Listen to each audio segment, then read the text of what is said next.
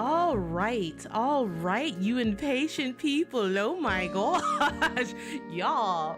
We do 5 minutes every time before a stream. Like, bruh, y'all over here yelling at me, gaslighting me. Can y'all even hear me? Getting loud as shit.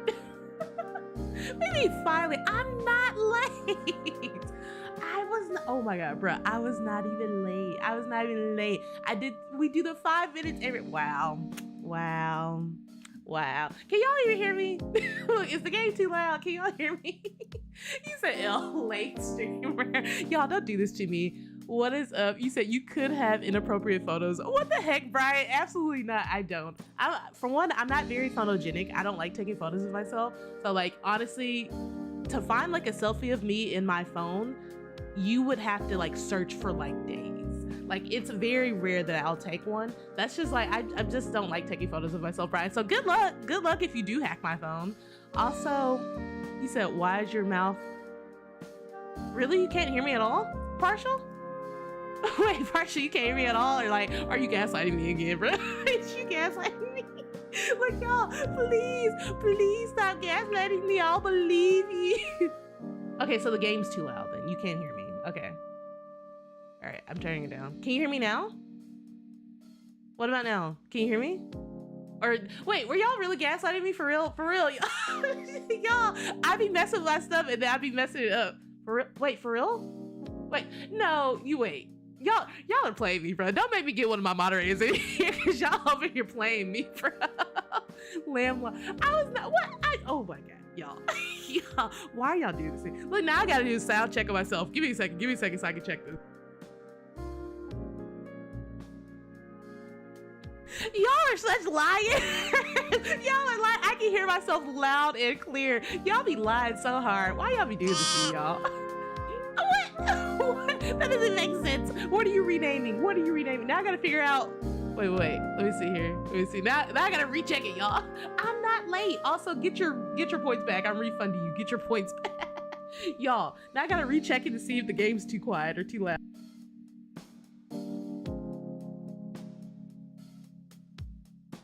Okay. I guess that's good. Well, I'm not late, y'all. I was on time. You guys know how we do. We start at 6 and then you guys got 5 minutes. But what is up, everybody? I'm happy to see you're all here and excited though. What is up? What's up, Brian? What's up, Beans? What's up, Partial? What's up, Wolf? You said it's the deepest pit of streamers. Why are you doing this?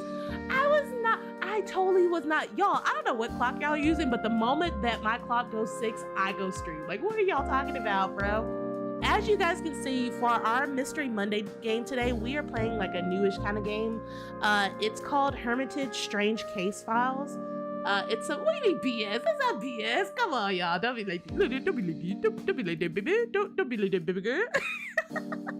Y'all, I'm happy that y'all here though. Thank you. Look, forgive me. Look, forgive me. I'm sorry that I'm late. Forgive me. Forgive me. I'm sorry that apparently you guys are saying I'm late, even though I wasn't. But hey, even though, you know, if you guys say I was late, okay, I was late. I okay, forgive me. You forgive me, please. Why you keep sitting on this lame fat ass junior? What is that? What lamb fat ass junior? What is that? What does that even mean? Wow, you guys are gonna forgive me? That's crazy. Come on. Get your points back. Also, Brian, the fact that you said you found it, good luck. Good luck. I don't know what you found, but it was not mine, bro. But yeah, you guys, this is supposed to be like some kind of weird mystery detective kind of game. I figured this is kind of get us prepared for now, since we're starting Danganronpa 2, kind of sharpen our detective skills a little bit. I've never actually played it. I did like a little bit just to test its setting. Why am I getting bunked? Why? You said Lambert chair breaker? Oh yeah, I'm breaking chairs, bro. I'm big. My big ass breaking chairs, bro. You said you will be charged for your streamer crime. Okay, what happened? I thought we were family. Partial, you said we were family. What is this? Now we're not family no more. He said, well, it has a big ass. Okay, this is just telling us what it is. Okay, open the case files, move the cursor, directional buttons. All right, main menu, autoplay, back button. Makes sense. I'm playing this on my Switch, by the way, you guys. So if you guys are like, wait, what? Yeah, that's why. Observe when possible. Okay, I'm gonna forget all these, so it really doesn't matter. I'm gonna forget all of them anyway. Oh, but that I'm gonna remember because skipping conversation and hiding the UI. Let's go. You said lamb is below 2 feet tall. Wow. What happened to I'm beating the short allegations in 2025? What happened, you guys? What happened?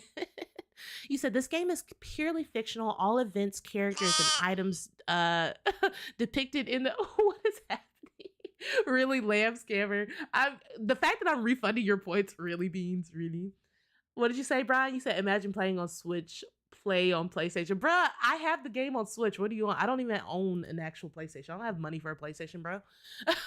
This says all events, characters, and items depicted in the game are fictional. Any similarity to any character or actual event is coincidental and unintended. Lies, lies. You said that goes for many of y'all too. Short being non-existent. Lamb Kai, really? I mean, technically, yeah. No more lamb, only Kai. Yeah, no, don't do that. We're not doing that. Okay, what's happening right now? Kaiser, what is happening? She keeps her eyes closed. She can't forget what happened because something still lingers in the air.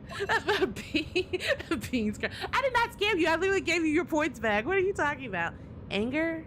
Maybe. No, it's not just anger. Maybe it's regret.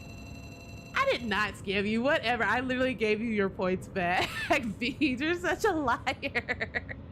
Says a jumble of thoughts sweeps through her mind and the icy air is burning her cheeks.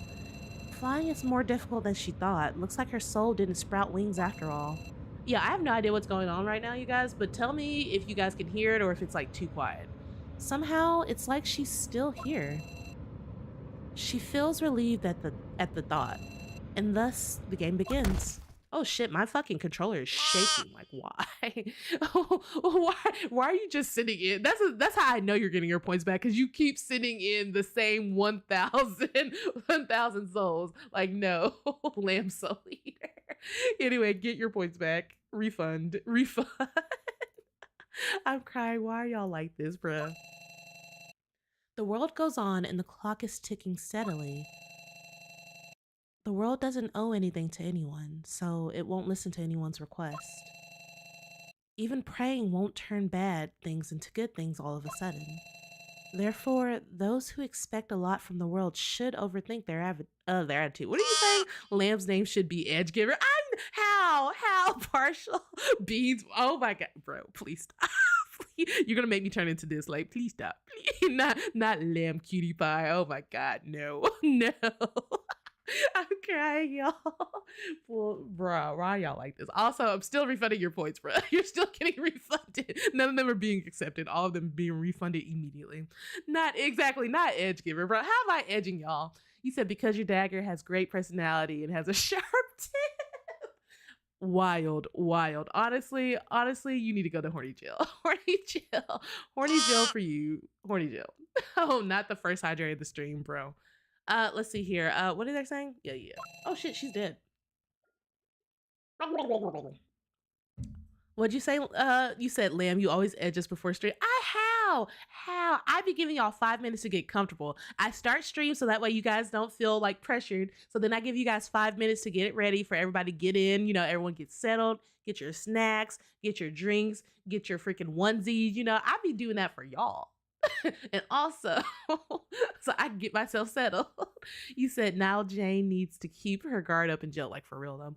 There is no joy, no sorrow, just emptiness. The world feels heavy on her shoulders. Isn't that a song? It says a day at the what? I missed that completely. I was too busy looking at what y'all are saying. It says because if she drops a soap, what? I missed what they said, because I was like, what? All right, wait. Let me lock in. She has Who's having quadruplets? Who's having all these babies? Y'all, who are having all these babies in 2025? Like, you can't afford these children. It's too expensive for children. Way too expensive. Although it will take place next semester, every day we slack off now means that the other art clubs have one more day to catch up on us. Keep it in mind that our elite art club has a reputation to uphold. It's essential that we are victorious in the future.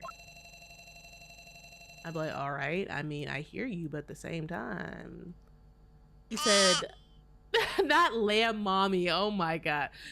You know what? You know what? He said, just gotta use the give and run. Wait. Give and run for the quadruplets? What do you mean give and run?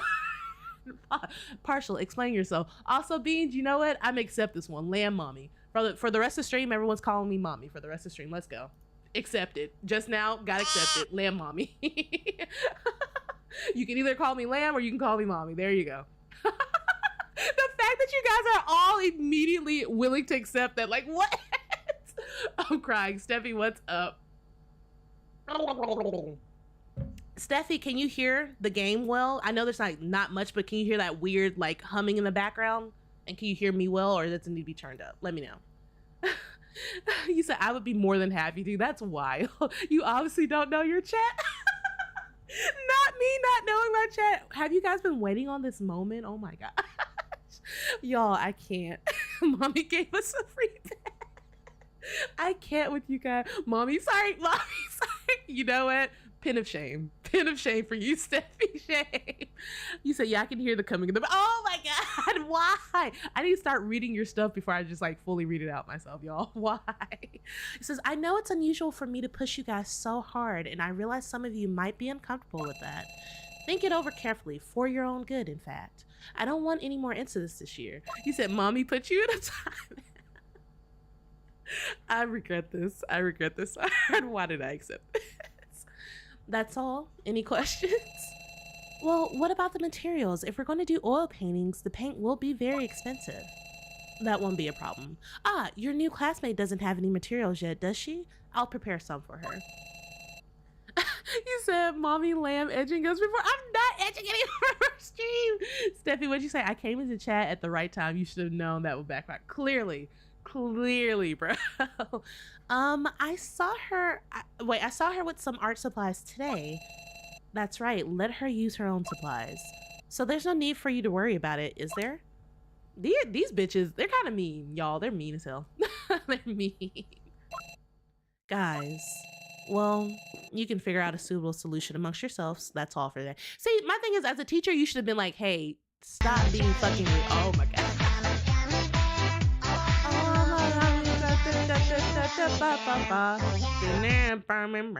I haven't heard that song in forever. Gummy bear. Y'all, oh my God, that used to be popping when I was a kid. I'm gonna be honest. That used to be the song for us, y'all. Let's see here. Thank you, Partial, for the bits again. The girl has a problem. She suffers from nightmares even during the day. Is that too loud, you guys? That bell is loud as hell in my ear. Was that too loud for you guys?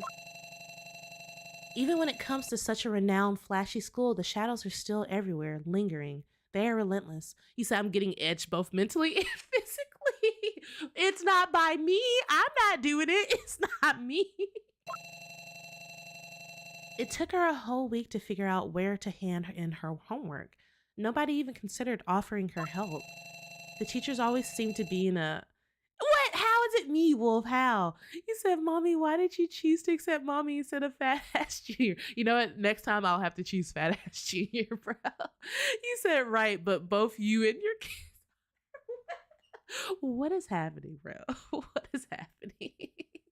The teachers always seem to be in a hurry after class, avoiding contact with anyone. It is far from what she imagined. Exactly. That's what I want to say, Wolf. What? Something must be wrong with her. At least that's what she always tells herself. That's why she came here in the first place. Her family moves around a lot and she could never depend on her friends. The only thing she could depend on is, well, her hobby. Mwah. Not the mwah. What did you say? You said I used 1,000 points a lot and she accepted Mommy of all. You kept sending in names. I didn't know what to do to them. You just kept sending them in. I kept having to refund them. I didn't know if you were going to stop. So I said, okay, let me accept one of them. And that just happened to be the one that I was like, okay, fuck it. Fuck it on, basically. But now it backfired on me because now I got to sit here and listen to y'all call me Mommy the entire stream. Like, bro, what? Oh my God. Anyway, she doesn't like to talk, and as long as she doesn't have to, well, everything's fine. At least this school has an art club. If she doesn't need words to go about her hobbies, presumably she won't need words to make friends. At least that's what she thought. You got caught for that yesterday, Beans. You literally got caught for that yesterday. You should already know. You got caught for the exact same thing yesterday. I can see your message. Any message that gets caught by the mods, I can see it automatically. So this is like, I see what message you're trying to send. They can't see it. Well, the mods can see it, but nobody else can see it but me and the mods. That's all like, bro, you got caught for that same type of message yesterday. What did you say, Partial? He said, if my dad hears that you keep getting called mommy, he's going to think I'm dating a girl. Let's go for e-dating. E-dating. I'm crying, y'all. I can't. However, her expectations weren't met. Still working on that piece? Just give up already. The girl's smile is mean, a prideful grimace to draw attention and show off to everyone around her. The painting is a little different from what she was imagining, but she's dealing with the past bit by bit after all. What did you say? You said, I should have typed Mr. Mustache Man instead. I would have taken that. Like, you should have. I would have 100% been down for Mr. Mustache Man. You said the paint is still wet, but once it's dry, she will pay more attention to details. Come on, just leave it. You can't participate in the next event because you haven't done your part. Understand? It doesn't really matter anyway. The work should be more precise. You should have left room for another line right here. Oh, leave her alone. Anyway, she's gonna fall flat on her face anyway, thinking she can play in the big leagues. Bro, like, these people are mean as hell. What the hell? These people are like so mean, but I hate that. Like, there's definitely like, it is not that this is not a real scenario. This is 100% a real ass scenario. Like, and I don't know why. I mean, I kind of get where they're coming from. Not saying that I condone it, but like, I see like when you get all this pressure to be the very best in your school, like all of a sudden you start looking down on people. This is where the whole superiority thing comes from. Like, you think you're more superior than somebody else. I don't like that shit. It makes me so fucking mad. Like, bro, get over yourself. You're just a person. I promise you, you will have a bad day and it'll be worse than any of my bad days. You know what I mean? Like, bro, what did you say, Beans? You said, y'all know funny mustache man who got rejected from a certain school. What are you? Oh my God. Really, Beans? The fact that, Beans, you're trying to get around the freaking moderation. That's crazy. Those mean words cut deep like a knife, and sadly, it's a daily occurrence. I wish she'd be more self-aware and know what her place is. It's so annoying to have a newbie around. Like, bro, at one point, she was a newbie. So what the fuck are you talking about? You were once that annoying ass newbie that you keep talking about. And it makes me so mad. Like, bro, someone punch her in the mouth. I'm sorry, but like, punch her in the mouth. This is why I love those K-dramas where like the bullied person gets their revenge or like comes back like as like this like super person, you know what I mean? Like those K-dramas where all of a sudden like, hey, you were bullied and now years later all of a sudden you're like on top and you just go back and get your revenge. I love that shit, bro. Bye, Beans. I guess that's how you say bye-bye from there, but all right, peace out, Girl Scouts. Come on, just let her sit and rot just like a mushroom. Haha. Bye. Remember what you're supposed to do. They switch off the light as they leave, forgetting the fact that there's still someone in the room. No, they didn't forget. They did it on purpose. They didn't forget, bro. Like, they know you're there. Since there's only one window, the lighting in the art studio isn't exactly optimal. She doesn't feel like doing anything about it right now. Obviously, the fact that they forgot that she was in the room wasn't an accident. Okay, thank you. That sounds like it was definitely not an accident.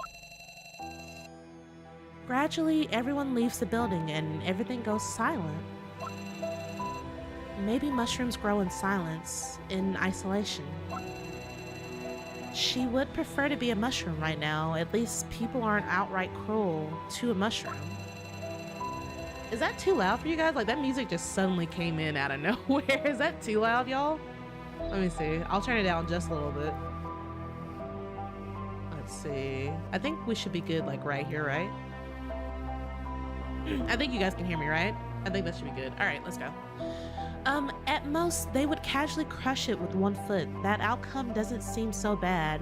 What'd you say, Nancy? You said grabs a math textbook and takes a sniff. Nancy, why are you sniffing? No, don't sniff the book. Why are you sniffing the book? Actually, is the question. But welcome in, Nancy. I hope you're having a great Monday. At most, they would casually crush it with one foot. That outcome doesn't seem so bad. What an odd thought to cross her mind. In novels, students are confronted with events like this over and over again. The readers might laugh at the repetitiveness of the author's writing. Blech. My bad, y'all. You said you were in the Danganronpa stream, but my messages were not showing up on your side? That's so weird, Nancy. I wonder why. Yeah, well, hopefully, I mean, your messages are showing up now, so hopefully next Danganronpa stream next Sunday, we'll be able to see your messages. Yeah, I'm not sure why they weren't showing up at all, because I was looking, I'm looking now, I'm looking directly at your chat. You said also you just like how school books smell. Honestly, you know what, Nancy? Valid. I like the way library books smell sometimes. Like, oh my gosh, I love the way a library smells. It's amazing. Back in college, that used to be like my favorite place to go. Like, if you need to find me, everyone knew where to find me was immediately the library. But yes, y'all. However, not many people would continue laughing once events like that turn into cruel reality for themselves. Only once did she manage to muster up the courage to speak out against the people ganging up on her, but it made no difference. She put up a wall around herself for her own protection, her very own glass prison, protecting her from the cruel outside world. Oh, give me a sec, I gotta answer one message, you guys.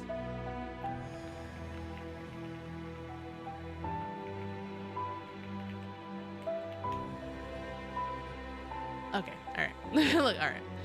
Oh, I accidentally hit the UI and now I can't see it. Wait. Okay, I was I can't see it. I was like, what button did I just push? Anyway, the whole world is against her. At least that's how, why is it that when I press that button again, it did not come back up? Whatever. Look, whatever. Anyway, the whole world is against her. At least that's how it feels. What did you say, Nancy? That reminds me of, We Otter? Is that, how do you pronounce that, Nancy? We Otter Core? Is that a game? We Otter Core? In a novel, there would be two potential scenarios for her: coming out of her shell and breaking the silence, or slowly but surely drowning in it. And she obviously doesn't have the right kind of personality for the former. The broom and the dustpan are gone. She isn't surprised at the prank and just quietly closes the cabinet. The classroom is more cluttered than ever, and the crumpled up paper everywhere seem to be the trap that has been laid out for her today. Oh, okay, weird core, an art style. Okay, got it.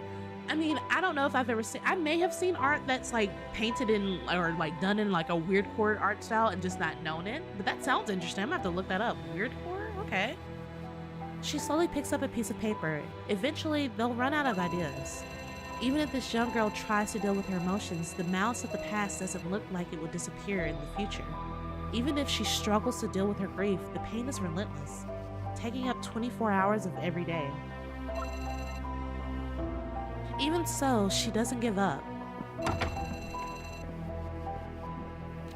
These guys are really... Should I turn on the lights? The shadows disappear and the rooms grow warm again. I figured you'd still be here. Let's go back together. The world goes on, and well, the clock keeps ticking. The world doesn't owe anything to anyone, so it won't listen to anyone's requests. Even praying won't turn bad things into good things all of a sudden, is what they said earlier, y'all. So for some reason, they're repeating this. And we just got a line from them talking about, you might laugh at the author's repetitiveness. There's a reason they repeat this line. I don't know why, but it's important. Therefore, those who expect a lot from the world should overthink their attitude.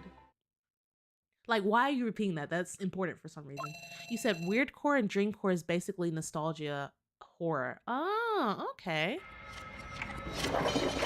Excellent. My bad. Okay, for some reason we got a weird looking sun. That one goes there, and this one, okay, done.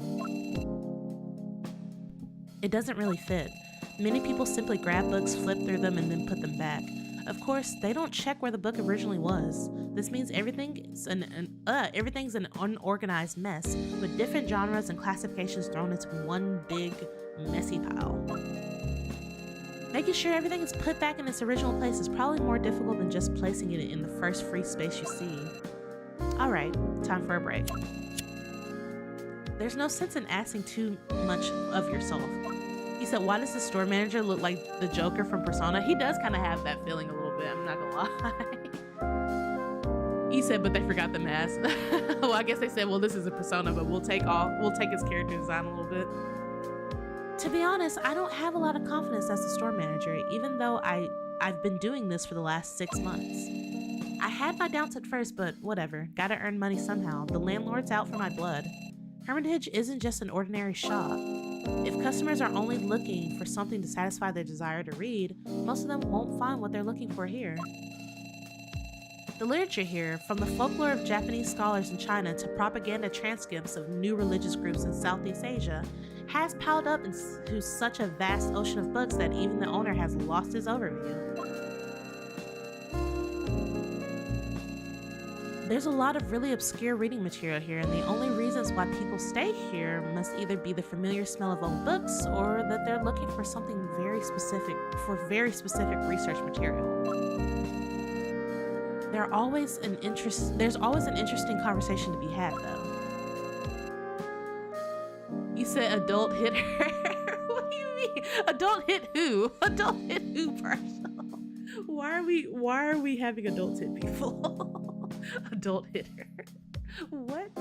Anyway, but it doesn't seem like there are any new customers around today. After all, the storefront doesn't look that welcoming to strangers. The few regulars who do come here are either very quiet or have chatted way too much over the past few weeks, to the point that they don't have anything interesting left to say. Oh, who the fuck is this? Who the fuck is this? Where'd you come from? The girl's hands rest on the edge of the bookshelf, and she's silently moving her lips while browsing through the books. Over the last few months, she has become a regular visitor. I like her. Quietness isn't a bad thing in itself, and she has always been polite and not at all annoying. What's more, she once bought Voyagers of the Western Pacific in the shop, which instantly earned her some bonus points. I should try talking to her more often. Sir, you're old. Leave that little high school girl alone, bro. You're old. Don't talk to her. Leave her alone. I'm sure there's some good conversations to be had. What? Partial, what are you saying right now, bro? Nancy, you said I prefer calling them Joker from Persona rather than a certain someone who I don't want to talk about. Got it. Understood. Wolf, you said who's gonna play Deltarune? Is it Deltarune? Deltarune? Chapter 3+4 when it comes out? That sounds wow. Oh my gosh. Joseph, what is that? What Partial, what are you saying? No, I understand what you're saying, but why are you saying it? That's my newest question. Why are you saying it? No, I do know the game. I do know the game itself. I've never played it, but I just don't know how to pronounce the name. That sounds like, is it Deltarune? Says I should try talking to her more. What? Partial, why are you saying these words, bro? He says, I'm sure we'll see. We'll have to have a vote on it, basically. It says, I'm sure also I've never played any of them myself. Like Deltarune, is it on Steam? I'm sure there's some good conversations to be had. I just need to finish my chores. All right, so what do they need me to do? Okay, now it's time for a break. If I'm having trouble with something cleaning my desk always clears. Okay, if I'm having trouble with something cleaning my desk, that's what they need, a freaking comma. I was like, wait, what? Something cleaning my desk always clears my mind. It is? Okay, well, I'll have to check it out. What did you say, Nancy? Are you allowed to explain what Partial is saying? No. I know what Partial is saying. Like, I know what they're saying. They're saying words, but they're like saying the words so that way if you say them out loud, it sounds like something else. I know what they're saying, trust me. I'm just trying to figure out why they're saying them. Right, exactly. That's what I'm gonna say. Doesn't it like Undertale and all that stuff? But yeah. Thank you for answering my question though, Wolf. I appreciate that. If I'm looking for information, I can always check out the bookcase. Partial, I still don't understand why you're saying these words. There aren't any noteworthy books right now. If there's nothing else to do, I sometimes go ahead and organize the shelves. There's still some customers in the store, so I should do my job first as a store manager. You said a customer seems to have something to say. All right, let's see. Okay, I guess I have to talk to her. You said this game has a Persona vibe. It does have Persona vibes to it for sure. I agree with you on that one.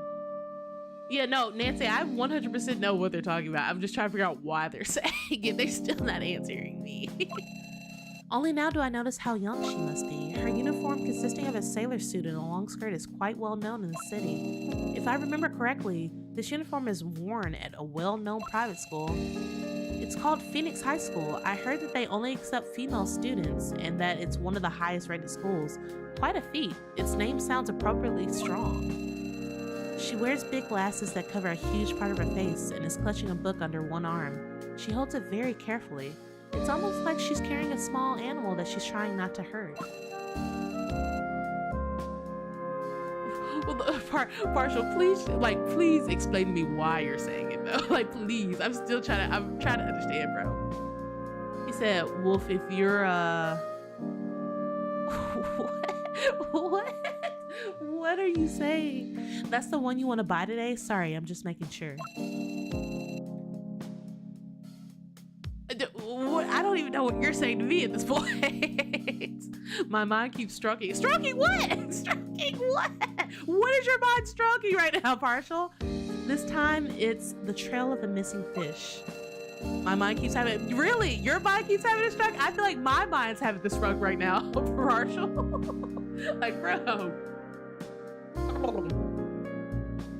Her reading interests are a little weird. She's been coming here more. Oh, damn it. I hit the thing again. Bro, why does it do this every time I do this? Okay, there you go. Her reading interests are a little weird. She's been coming here more often lately and has been slowly becoming a regular. Wolf, it just feels like so much. Ooh, Partial, bro. Partial, I'm about to put you in horny jail for real, for real. You're about to get horn teeth jail all over the place. Horny jail for you, horny jail. It says this store isn't really that well known, so she must have heard about it somewhere. Nah, there ain't no free, my boy. He said time to clap some cheek, bro. No, no. It says I flipped through the trail of the missing fish before. The book is by no means interesting to read. It's more like an academic documentary, something about an ancient ritual and making sacrifices to a sea god. I have my doubts about its authenticity. You said he did nothing wrong. Lies. Lies. What the heck? The village itself has been abandoned for a long time, and it remains almost entirely destroyed. The author cites a large number of folklore accounts to corroborate the details, but it's all mere speculation. An entire book full of ancient texts? You said you're just putting horny with horny? What the heck? Do I have to put you guys in like separate horny jails so that way you guys can't touch each other as well? Like, bro. While the content sure is interesting, the quality of the writing itself is lackluster. Why would a student be interested in the remains of a settlement whose name has been long forgotten? It sounds like Atlantis almost. Like, what? Sure, the shop sometimes gets a volume containing a rare piece of history that's significant, but this mysterious village, according to the author's nebulous sources, was a place where strange ritual, what'd you say? Joke's on you, my penis goes harder than a diamond and can break through walls. Sir, you gotta be locked up. Marsha, I think you gotta go to like real jail. I think you gotta be locked up and not let out. It's actually quite scary to read.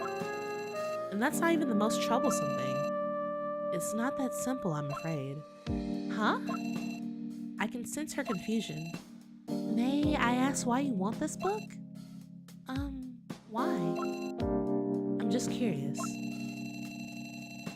You said I can use to break through iron bars and bank vaults. Partial. You're scary. You said poor Jay. What? Oh my gosh. I can't deny it. These things are very interesting to me. There's more to this world than we know. The girl seems somewhat confused, her blank eyes wander around the room. Can I please have it? I really need it. Well, it's just, there are certain rules and guidelines I must follow. I'm sure you understand. The way the girl responds is somewhat unusual. She's trying her hardest to move right now, though. What? Oh my gosh. Gotta call the police. Little bro looks like a bullet. Oh my god. How do I alert the police immediately? Even though it's a strange book, she shouldn't be this embarrassed. Maybe she's really introverted. I don't know if the reason could be a much simpler one. But yeah. Sure, it's okay. Or Or maybe everything all right? I I don't need this book anymore. I'm sorry. I'll help you put it back. It's too powerful. We must defeat it. We have to call Goku. Not us having to call Goku. That's crazy. What's Goku gonna do? Beat the penis into submission? Like, bro, what? That that is crazy partial. The girl takes the book from my hands and turns towards the bookcase. It's all very abrupt, and the way she moves is extremely clumsy. It's easy to see how nervous she is, and that she didn't think things through. Ah! Oh, she went down like a sack of potatoes, y'all. Bookcase number 3. That's fraud, if I'm not mistaken. It's silent all of a sudden. She's just lying there on the ground, underneath a mountain of books. I can't even find the right words to describe the situation. He's just sitting there staring at her like, bro, like, hey, you ain't gonna ask her if she's okay. Like, bro, help her up. What did he say? fucking go. Oh, I'm still over here reeling from partial talking about their penis and Goku. I can't even find the right words to describe the situation. All I can do is silently walk towards her and the literary battlefield. Sorry, I'm so sorry. It's... My curiosity from a few minutes ago has been fully satisfied. Now she's acting like a woodpecker, keeping her head down and bowing repeatedly in apology. She looks like she's on the verge of tears. Come on, help me clean up. We need to get some sense of order back. If the actual owner saw this, I'd be kicked out in an instant. Of course, really, I'm so sorry. Went full bro. Partial. Put your penis away. Look. Put your penis away, Partial. Put it away. Put it away right now. Right now. No penis. Put it away. Put it away. Of course, really, I'm so sorry. The girl follows me and helps me pick up the books scattered all over the floor. Every time she picks up a book, she opens it and rifles through the pages carefully. After making sure the pages aren't damaged, she carefully blows away the dust before handing the books back to me. Why would you not have testicles? Testicles. Why? Like, what the frick are you? Freaking Okaroon? Like, what is happening right now? Y'all, freaking, I love me some Don Don. Like, oh my gosh. Yes, testicles. Tin testicles. Her hands are trembling and she's obviously scared and nervous. Doing this in silence is only going to make the atmosphere even more awkward. The time to find something to talk about to lighten things up a little. So, your name is Cecile, right? Johnny Testicles. Because my penetrates everything even around. I don't know about that. I don't know about that partial. I don't know about that one. You might be overselling just a little bit. Look, your student ID. You must have dropped it when you fell. Ah, when did that happen? Relax, you're a regular here. I'm not angry because of a small accident, all right? Don't worry about it, really. That partial. Partial. We gotta put you in jail, fam. You gotta go into jail immediately. Let's get back to topic. The book you want is a good one, sure. It's also very rare and valuable. I can't see why someone your age would need it so badly. I can't just sell such a precious book to someone so young, someone who still shows a lack of control. You know what I mean? The emphasis being on can't sell. If you can convince me, I might consider lending it to you. I'll lend it to you, and you'll bring it back once you've finished it. But don't go telling people about it. I don't usually make exceptions. You said I'd make out with all the inmates in jail, then you use penis force to get. Bro, we're gonna have to make one of those like super jails for you. Like literally just super chill, bro. I'm crying. Penis force, like exactly, like look, pin of exclamation right here, like bro, what penis force? They call me Penis Man for a reason. Why did they call you this? I'm so confused. Who is calling you this, and why did they call you this? I had to take some water. I don't want to have to lie to people and pass it off as a mistake should anyone find out I made an exception.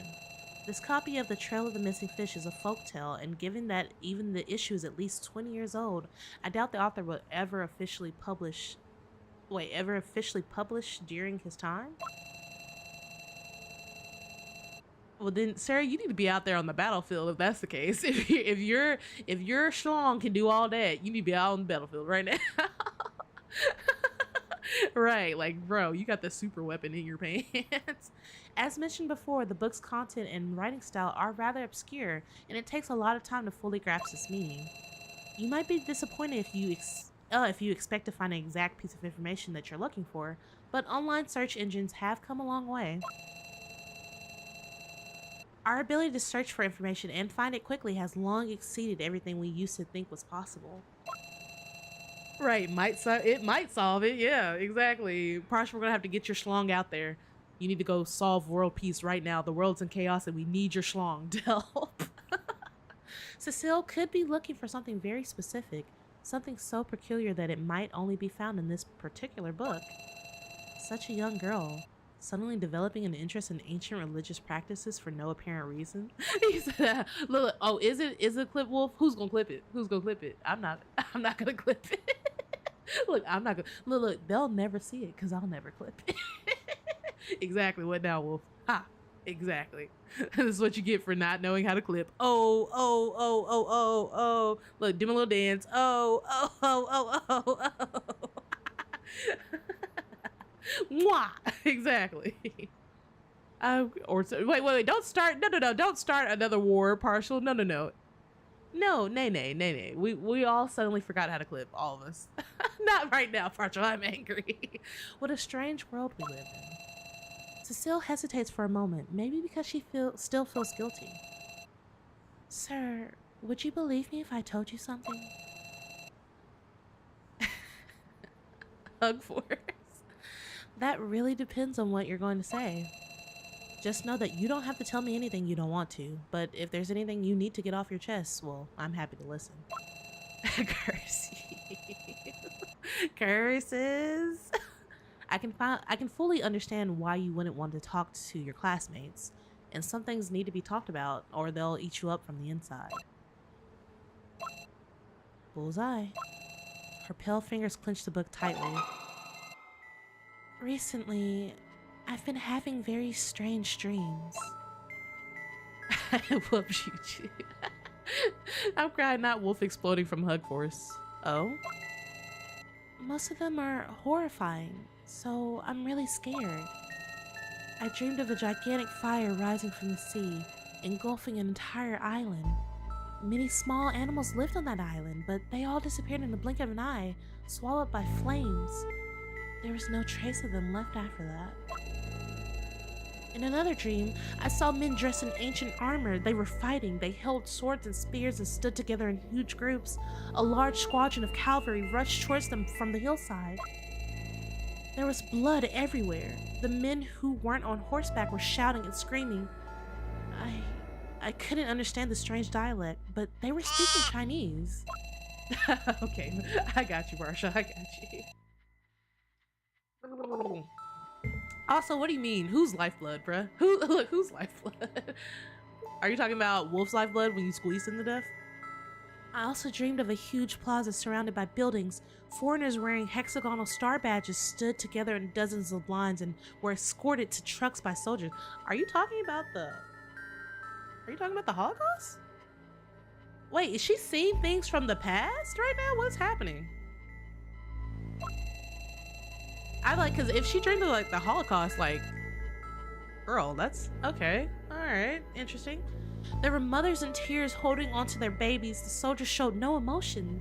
They knocked the cowering women to the ground with their rifles and then they took their screaming babies.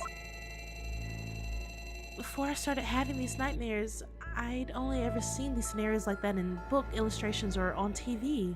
But I also saw many things that I'd never seen or heard about before. You said lifeblood brings dead people back to life? Well, yeah. I figured it was like, yeah. Or makes a person live longer with a stronger immune system. Okay, but I mean, why? My question is more like, why? Why did you say it? These aren't ordinary dreams, and I can't seem to forget about them. I remember them all vividly. I'm sorry, I'm not very good at describing how I feel. Did it all seem way too real? Cecile nods. They don't seem like normal dreams. Why would I have visions of such things when I don't even have that good of an imagination? I try to write it all down. If there are realistic details that I couldn't actually know about, that would be all the proof I needed. I see. So this time you had a dream about traditional native festivals. You wrote down what they were doing in your dream, and now you're looking for information that might give you some clues. To be honest, old literature as specific as this is both hard to find and hard to understand. Even harder without having some prior knowledge about it. Well, there was a group of natives dressed in rags dancing around an 8-legged fish made of straw. They spilled yellow wine onto the straw heap and smeared blood on a child's lips. They were chanting a strange song that I didn't understand.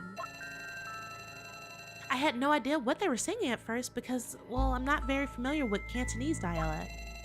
But things became much clearer when I found out about the book. Cecile concludes her train of thought with a slight sigh. Nearly all the customers who come to Hermitage to buy books have a story. But to be honest, this situation is a little more complicated. The human brain has many different ways of painting pictures in our mind, dreaming being the most common one. However, for most dreams, there's a logical explanation. Once we drift into supernatural territory, that's when people get scared. But that's not the most pressing issue right now. I can't help but look back at her. For some reason, when he said look back at her, I was like, look back at it? What? Cecile is afraid of making eye contact, but she manages to raise her head to convey how sincere she is with her eyes. She isn't being completely sincere, though. A half-truth is still a lie. I don't know if she realizes that. I'm not angry. I can't blame her. In the face of uncertainty, she doesn't know how to trust and is extremely confused. Every situation is unique. For better or worse, I've accumulated some experience dealing with strange situations just like this one. Going on like this will only lead us to running in circles. I need to find the right words, something a girl in her position can relate to. Now's the time to choose. Okay, so we can be straightforward and say, what else are you hiding? We can beat around the bush and say, I think there might be something else. We can bluff and say, actually, the truth is, or we can intimidate her saying lying is not a good habit, you know? Damn, I don't fucking know. Shit. What are the right words to get her to tell me? Because she's, I'm trying to think of, like, her personality-wise. Like, I feel like intimidating her wouldn't be good. I feel like doing that, she'll just clamp up on us. If we lie, I don't know. If we just beat around the bush, isn't that exactly what she's doing already? But,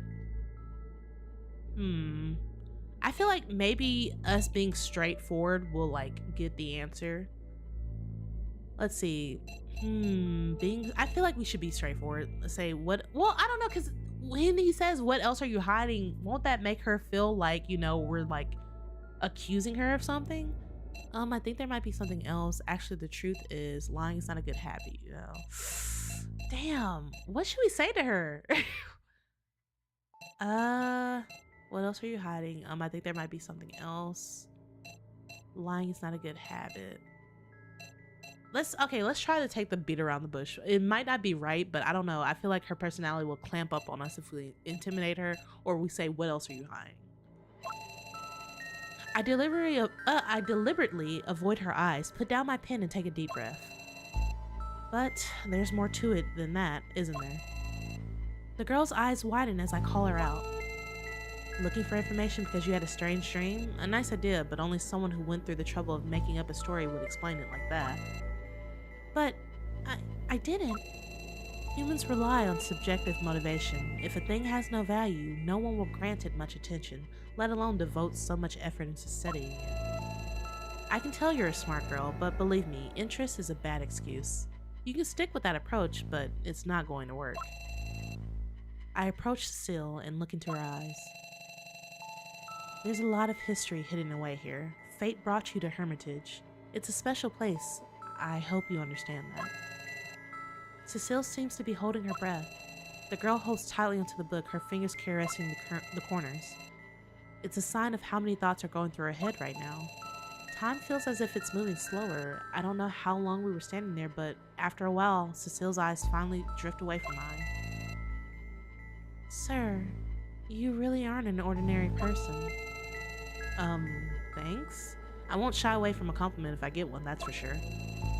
Cecile ignores my playful remark. She carefully puts the book back on the shelf, then turns to me with a serious expression on her face. It wasn't my original plan, but sooner or later, I probably would have come here to ask for your advice anyway. I'm sorry for causing you so much trouble. I'm really embarrassed. Seems like you really don't know anything.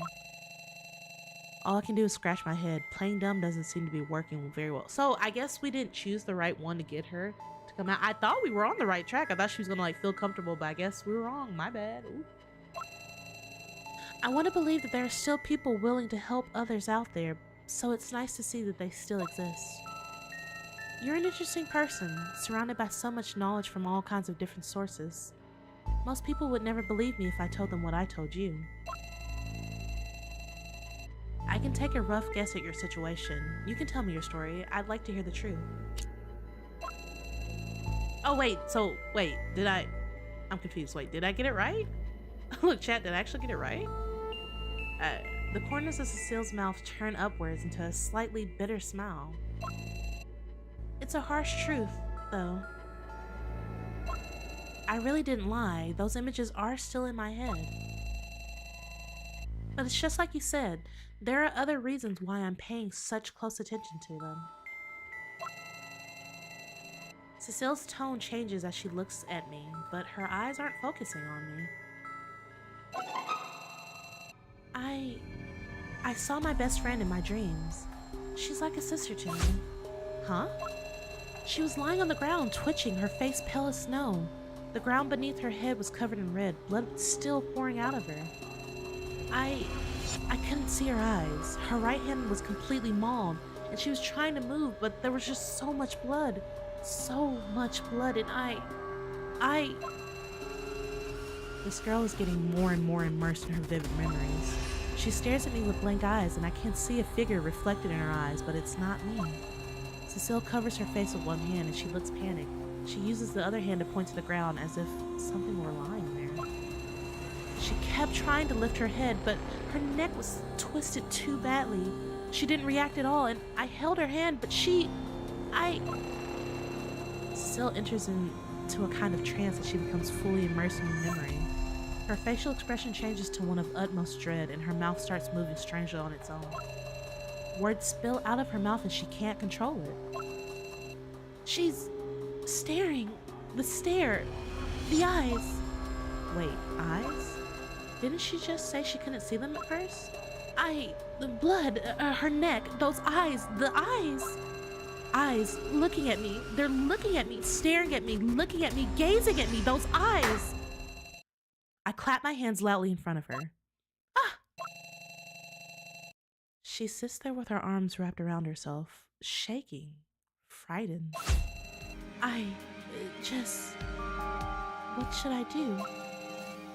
I gently put my hand on her shoulder. Calm down. Calm down.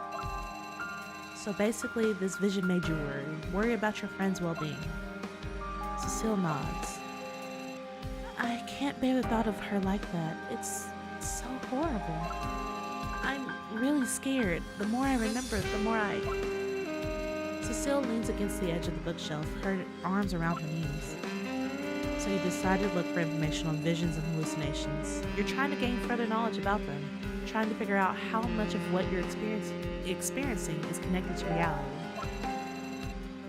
No response this time, but the answer's clear. This is starting to get troublesome. Will you help me? Cecile looks up, a worried expression on her face. Her eyes are slightly red and swollen from holding back her tears. She looks so troubled. I can't leave her alone with this burden. So your interest was in fact genuine. That book, I thought maybe... Okay, take it easy. I won't leave you on your own. However, if you really want me to help you, I need more information, some more details to work with. Who exactly is this friend who's like a sister to you? What's your relationship with her? And can you pinpoint where and when the vision takes place? More importantly, what exactly are these hallucinations? I know the situation is serious, but I still need to grasp the basic concept of it all, or I won't be able to help you. You're right, I'll tell you. Actually, I often get bullied at school. I don't have any friends there, and they often pick on me in groups. They all think I don't deserve to be going to the same school as them. They want to force me to leave, and they don't talk to me. They steal my books or pour water in my desk drawer. They always try to make me angry or trip me whenever I walk by. The only person who ever stood up for me and told them to stop was her. Her name is Eloise, and she's the president of the school's art club. Without her, well, I probably would have given up already. When did you two meet? Around the middle of September this year. Interesting. From what you told me so far, I would have thought that you've known each other for years. I wish that were the case, but I only transferred to Phoenix High School this semester. I had high hopes that the people there would be nicer, that there'd be a sense of community, but it's even worse than it was before. She sighs and looks as if she's holding back a frustrated laugh. It sounds tough. Is this art club somehow related to what you've been dreaming of? Well, the floor in my vision is very much like the one in art club building, and Eloise often gets into arguments with others because of me. Are there many conflicts with the art club? Well, the situation between her and the others is very tense, even though she's the student representative. Don't the teachers have anything to say about all that? I mean, things like that could reflect negatively on them too. Well, truth be told, the teachers are more worried about the art competition. The preparations for that have their full attention. The what now? It's an art competition called Yukai Cup. It's prestigious and the level of talent is very high. It's serious business. I don't really know too much about those kind of things. What can you win? Prize money? No, nothing like that. Honestly, for me, it's not even that big of a deal, but I've only been around for a few months. Many of the others multiple years. Their pride is on the line when it comes to facing off against students from other schools. So it's about honor. Every February, the Yukai Cup is the only thing anybody can talk about at Phoenix High. We always score well in competition. Sounds very persistent if you ask me. They work so hard to prepare it that they're all stressed out. The atmosphere becomes unbearable and the art club turns into an emotional powder keg. So it's a regular occurrence? Well, just like me, Eloise doesn't have much of a presence outside the art club. Considering her calm personality, really, it's hard to imagine her taking the initiative to start a fight with anyone else. All right, lamb kiss for Steffi. Lamb kiss. Lamb kiss. Are you happy? Oh crap! I accidentally opened something. Look, you making me accidentally open stuff, bruh. Where was I? That makes your visions even more strange. There's no plausible explanation for them. I would like to just write them off as simple nightmares. I really would, but I'm convinced that there's more to it. Yes, I understand that now. It really makes me wonder. Like I said before, I see a lot of things in these dreams, although I don't think see is the right word to describe it. I can see, hear, and touch everything. It's as if I don't even exist and am actually part of it all. That doesn't really add up to what you said before. Could you explain it again? Please don't explain it again. I understand exactly what you said, but don't explain it again. How do you mean that? I'm not very good at explaining it. Don't worry, just tell me about how you felt when it first happened. What was the first thing that went through your mind? Cecile thinks it over and she opens her mouth to say something, but then she shuts it again. She stays silent for almost a whole minute. Well, I think I was flying. Flying? So it feels as if you're flying through the air?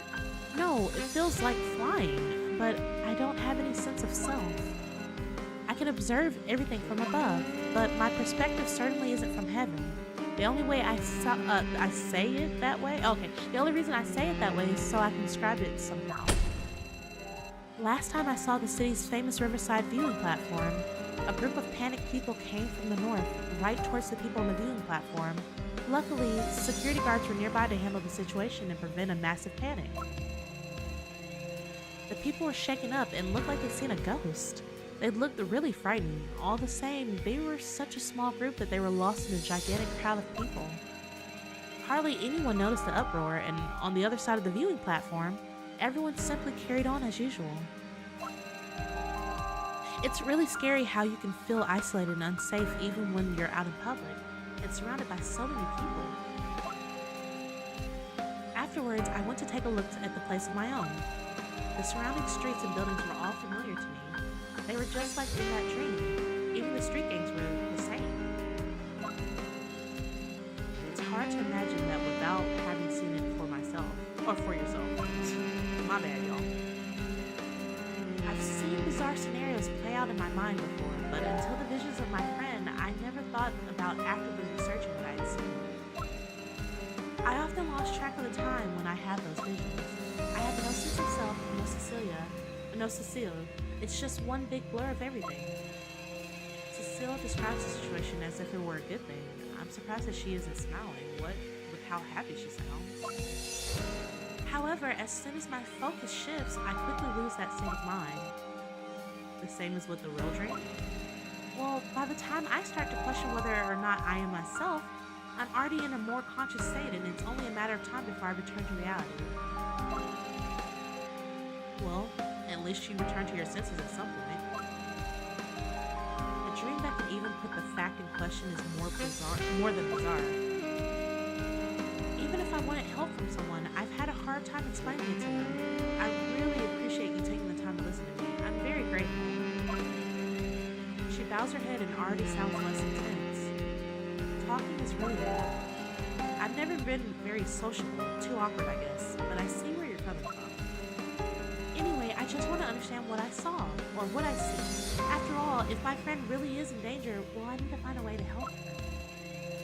Do you think I'm naive for wanting to find out whether my dreams are real or not? Of course not. In fact, you being so calm right now is remarkable. Let's take a small break. Do you want another cup of coffee? Bro. So this girl is having weird-ass dreams, and some of them seem maybe like she's having premonition, possibly, is what it sounds like. But the question is, why are you specifically having the premonition? Cecile leaves Hermitage before the sun goes down. The hand she was holding the hot coffee wood was ice cold, which I find difficult to comprehend. After Cecile's departure, the bookstore falls back into its usual silence. Only the books that are askew on the shelves now show any indication that something happened here. Though, to be honest, it's probably more organized than it was before. Still, there's a lot of work to be done. I should analyze the information I have so far. It completely depends on how much Cecile is willing to tell me. We agreed to discuss it further tomorrow, but if she chooses to give up, well, there's nothing more I can do. Instead of worrying about that right now, I should focus my mind on the matter at hand. Stay calm and collected and take plenty of notes. That's what experience has taught me over the years. Even strange events that cannot be explained through common sense often follow some kind of logic. As long as there's sufficient information, I can draw conclusions. As more conclusions are drawn, an analysis of the events can be constructed. It's something I like to call the principle of reasoning. The things I see look so real, I can nearly reach out and touch them. Normally, my imagination isn't as vivid. Y'all, I'm so sorry. That's why I started memorizing the things I saw. How else would I ever be able to prove that they're real events? Presumed reasoning. I write down a question. Although her idea sounds somewhat naive, there's nothing inherently wrong with it. The problem is how I prove it. Even if Cecile finds matches between the dream and reality, well, there's no actual solid proof. People often get a sense of deja vu, and this experience, known as the sense of being present, has its own plausible explanation in science. In times of emotional instability, the frequency of deja vu experiences is increased. I was playing new Pokemon Snap up there. That might not be all, and it's too simple an explanation, but when under stress, it's easy for the brain to mess up one of its own delicate processes. The viewing platform Cecile mentioned is a pretty well-known sightseeing spot, so even if the architecture there gives her a sense of familiarity because of her vision, there's still no real verification. past memories can often interfere subconsciously with conclusions. She might have seen the place somewhere before. To answer this question, I can't rely solely on Cecile's one-sided information. The assumption that she didn't have any relevant knowledge beforehand can only be confirmed by a third party. I should take notes on what else she said she saw. The ancient battlefield, gatherings at the square, these scenes are bizarre enough, and there seems to be no explanation for them. That big fire she mentioned worries me as well. Considering the difficulty of this investigation, I only have a limited number of options left. Those things happening at Phoenix High School? Riots at the Riverside viewing platform? So we got info acquired, okay? That's all the information I can confirm so far. It's puzzling either way, but at least I can try. There are more down-to-earth approaches to understanding what's happening in the city.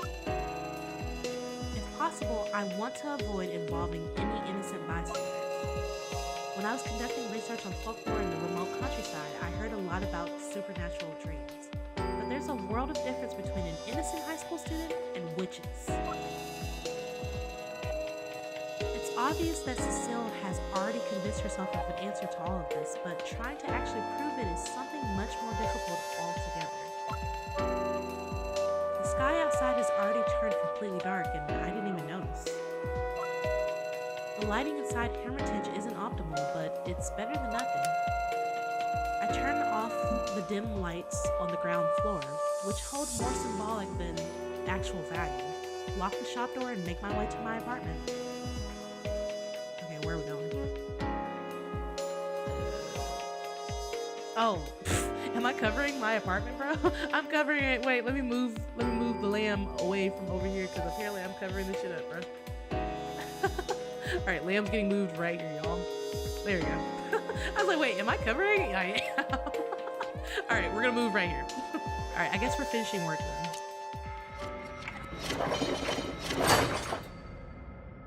Oh shit, I realized if I move it, wait, I have to move lamb again. I gotta move lamb again. Lamb's gotta move somewhere else. I just thought about it. Let's see. Move lamb right about. Lamb should just be here in the middle. I'm gonna move lamb like a little bit right here. I should be able to see, but move it right here. Right there, there we go. It'll be fine right there. Let's see, Hermitage interior architecture isn't exactly convenient. To get from the storefront to the living room, you need to circle around the outside of the building and walk up to the first floor. If you continue further up, you'll reach the warehouse on the second floor of the house, but that doesn't concern me. My daily walks between the 2 points are strenuous. It's my substitute for daily exercise. The apartment is far from neat, but I'm not the kind of person who can live in a place where every quilt is folded into a perfect little square. I chuck my shoes off at the entrance and let myself fall head first into the comfortable, soft sofa. I've been really lazy the last couple of months, loving the comfy, secluded lifestyle. Nothing's going to change if I myself don't. I really need to get back into my groove and find some form of daily routine. Unfortunately, I don't get paid for doing overtime. Okay, I could start by taking notes throughout the day. Maybe it'll help me collect my thoughts and get me back on track. Every event has its own origin, cause, and effect. The terrible scene that Cecile saw is undoubtedly related to the school. I need to investigate further on this basis. This computer isn't quite old, so you can do it. Wait. This computer is quite old, so you can't do anything with it except access the internet. Some topics can start a lot of rumors and need to be watched. The TV on the second floor is an old model with a curved screen. A lot of information is hidden in the local news that most people may overlook, okay? I can rest now. There's... Bro, they keep moving everything all over the place. Like, bro, so I can see things. There's no time to waste, okay? I promised to help, so I have to do this seriously. Let's see if there's anything new. I have to stay in this building right by the bookstore for various reasons. There are good and bad sides to it. One good thing is that I'm always surrounded by information and readily accessible in the forms of books. Bleh. And yes, I know it's the 21st century where you probably even get good reception at the top of Mount Everest. As I turn on the computer, the familiar yellow light of the forum's interface appears in front of me. The users here voice their opinions very openly in order to reflect their wide-ranging knowledge, and simply to have some fun. It's giving the administrator one hell of a headache, but I like to sit back and enjoy it. Having said that, the forum has its own problems. There's a maintenance every 5 minutes, the layout is a mess, and the moderators quarrel all the time. Not the moderators quarreling though. Like, bro, what are y'all quarreling about? It's hard to count all the issues. Being so polarized in terms of user experience and content value is a spectacle in every sense. There's always something new and unexpected going on, and the community stays very active. Let's see what I can dig up here today. This forum is this forum is about urban legends. The content will be updated automatically. After browsing the post, I can return to the list of posts here. If I feel like I've gathered necessary information, I can close the page here. Since I'm gathering intelligence, I should read all today's posts. Oh, I can actually read it. Okay. There's a huge spider in my house. It's so gross. Me whenever there's a spider though, like, bro, fucking gross as shit. Get the spider out of here. It has really thin legs. It's so gross with little spots all over. I often see it crawling around in the kitchen and living room. Please tell me how to exterminate this creature. It's urgent. I can't find anything about it online. Me when there's a big ass spider and I'm crying.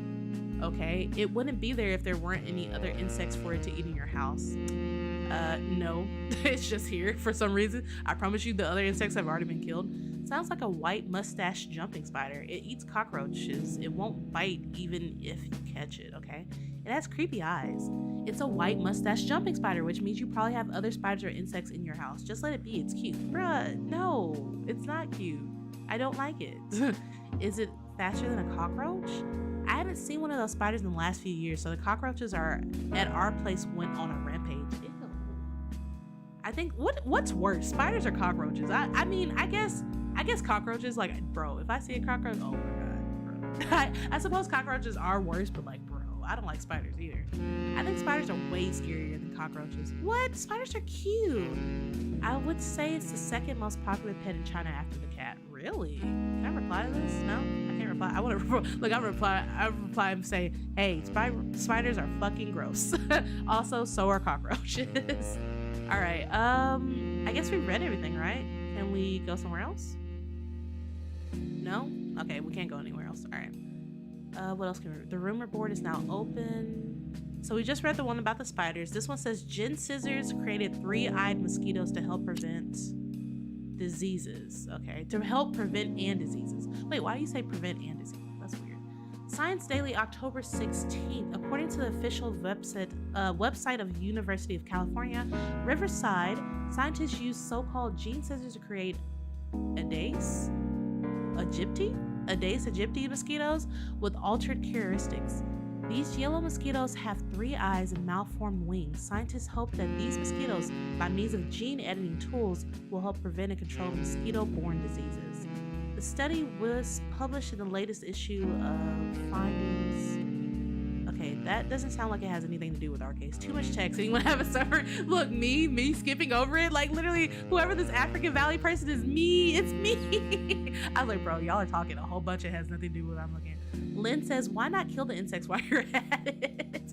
Hungry Forever says, do you remember how the cockroach came to be? Sir, were you on the last post? Was Hungry Forever on the last post? Because, bro, take those cockroaches away. Says, how exactly does the gene spread one by one? Crippled wings are one thing, but 3 eyes? I don't think so. Sounds really random. 3 eyes? Tomato King. Like, bro, you're worried about the wrong thing. 14-year-old Russian model dies suddenly. Okay, autopsy indicates poisoning. A murder case. It has nothing to do with current situation, but I should keep an eye on it nevertheless. According to the article in The Sun from the 15th, 14-year-old Russian model Vlada Dushpa? Y'all, I'm so sorry. I'm butchering names all over the place. So Vlada, we're just gonna call it Vlada, died suddenly in Sindhu last month. Initially, this was thought to be due to fatigue, meningitis, or sepsis. The autopsy report indicated that Vlada may have been poisoned during her 3-month trip to China. Ah, shit. Oh, fuck. That's not good. Let's see. After her body was returned to Russia, the preliminary results showed trace of mysterious biological poison in her system.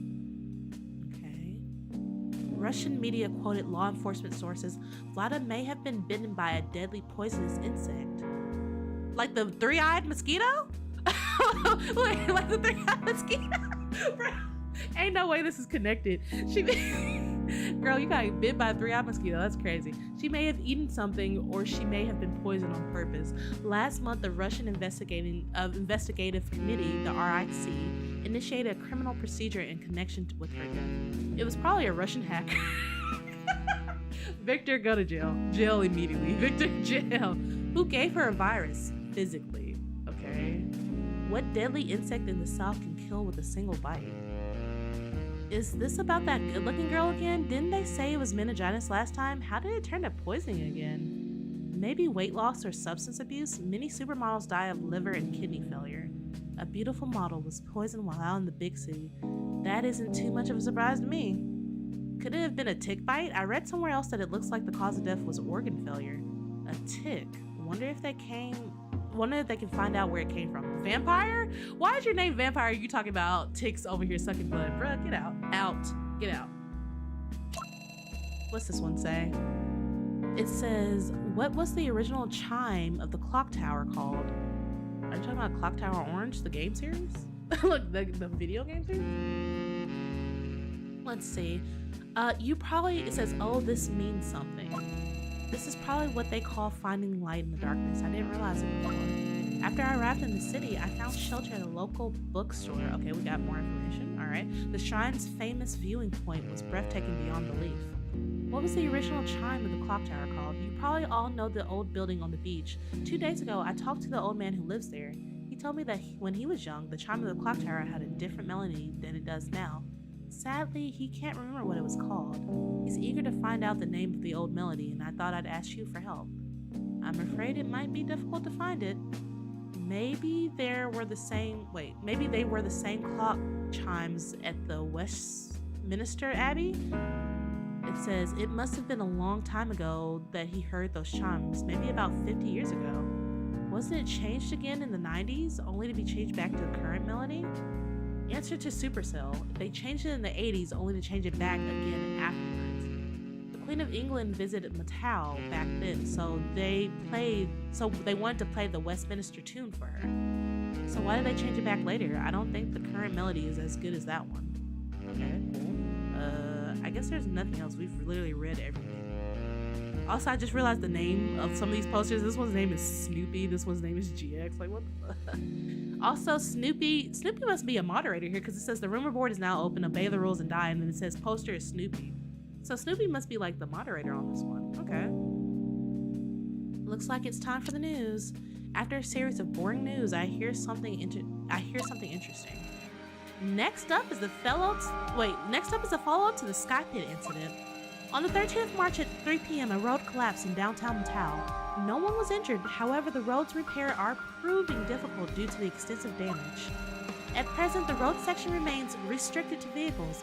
All drivers, please plan your route accordingly. In addition, there are rumors that the pedestrians witnessed an explosion at the scene. People are reminded to please remain calm and vigilant, and a warning has been issued to criminals not to take advantage of the situation. As of right now, evidence is still being collected and analyzed. The departments in charge hope to soon have more information for the public as to what exactly caused the collapse. It's rare for roads to collapse in big cities. I know the road section from the report is near a very popular riverside viewing platform. Roads in such a highly frequented area are usually kept in much better condition than that. In other words, even small cracks in the ground would usually be an immediate cause for concern, not to mention a big hole that leads to collapse like that. According to the photographers in the news report, the Sky Pit is nearly 10 meters in diameter and the hole is unusually deep. It doesn't look like it was caused by a normal explosion. It seems to me like they are just stalling. What could have caused the destruction and not even show up on surveillance footage of the surrounding area? Something about this seems off. I assume it all happened so suddenly that they didn't have enough time to come up with a better cause. In other words, perhaps the problem isn't finding evidence, but the actual cause of the incident simply can't be made public. A group of panicked people came running from the north, right towards the people on the viewing platform. Luckily, security guards were nearby to quickly assess and handle the situation, preventing a mass panic. These people were all shaken up and looking like they'd seen ghosts, but they were such a small group that they were lost in the crowd. Not many people noticed the uproar, and everyone carried on as usual on the other side of the viewing platform. really scary how you can feel isolated and unsafe even when you're out in public, surrounded by so many people. Looks like there are some clues. Let's see. Time to call an old friend. Are you there? She said, what? This is the way I reply to all my friends, you guys. Whenever they say, hey, I just send the question mark right back. Like, what? What do you need? I'm crying. She's me. I need to ask a favor. I don't have time. He said, make time, bitch. The planning department as well as the police department have been insanely hectic lately. People are busy and I don't have time to concentrate on anything else. Never mind. If you've been to any of those places lately, you should have what I'm looking for. Hold on a minute. Wait a minute. Is it about that accident? Well, I've got a bad feeling about this. Even if you're interested in it, things are only going to get more complicated from here on out. Well, how about tomorrow? Yeah, I'll see you tomorrow. Anyway, if it really does have something to do with you, I'll stop by sooner rather than later. Okay, so are you not going to see me tomorrow, or are you going to see me, like, tomorrow? Like, when are you going to see me? Like, when are you going to see me? Done. All I can do now is wait. She can be trusted, but it's likely that she'll be grumpy and won't stop complaining. Alright, at least I made some progress. Time to turn off the TV. Okay, so do we just... Okay, we have internet, we have thoughts, we have the end of the day, but I was like, does he have anything about thoughts? Okay, I like that. That's kind of I kind of like that. I like the little comic book strip kind of stuff. Phew, I should smoke less or give it up. So unhealthy. Cecile poses a difficult problem. Despite her young age, I can agree with her method of trying to prove her assumptions. The question is, where exactly am I going to find any evidence? I'm not sure if the book itself will come in handy. Dwelling on it won't change anything. Maybe I should try and gather more information. After all, it's more important to find out the source of the vision than to think about what's happening in it. Okay, what is this? Okay, this is his phone. I was like, what the fuck is this? Oh, relationship. There's something up here. Look, I'm glad I saw that before I went ahead. Recently contacted persons and events are logged here. Use left stick to move the cursor to a desired area and press R to zoom in. Okay. Okay, cool. Move. Hello. Okay, I was like, hello, move. It says, when zoomed in, use right stick to pan the view. Okay. Use left stick to move the cursor to a photo and press A to view a character's detail and recall an event. Press L to return to overview. Okay, cool. Okay, so this is us right here. We've got Eloise, which is the club art president, you guys remember. And then Cecile is the girl who's being bullied at the elite school, though the club president is standing up for her so far. However, Cecile had a dream that Eloise is gonna die. So basically we're trying to figure out if her dream is real, how do we prevent Eloise from dying, basically. All right, interesting. All right, come out. All right, let's go ahead and end the day and see what they have for us next.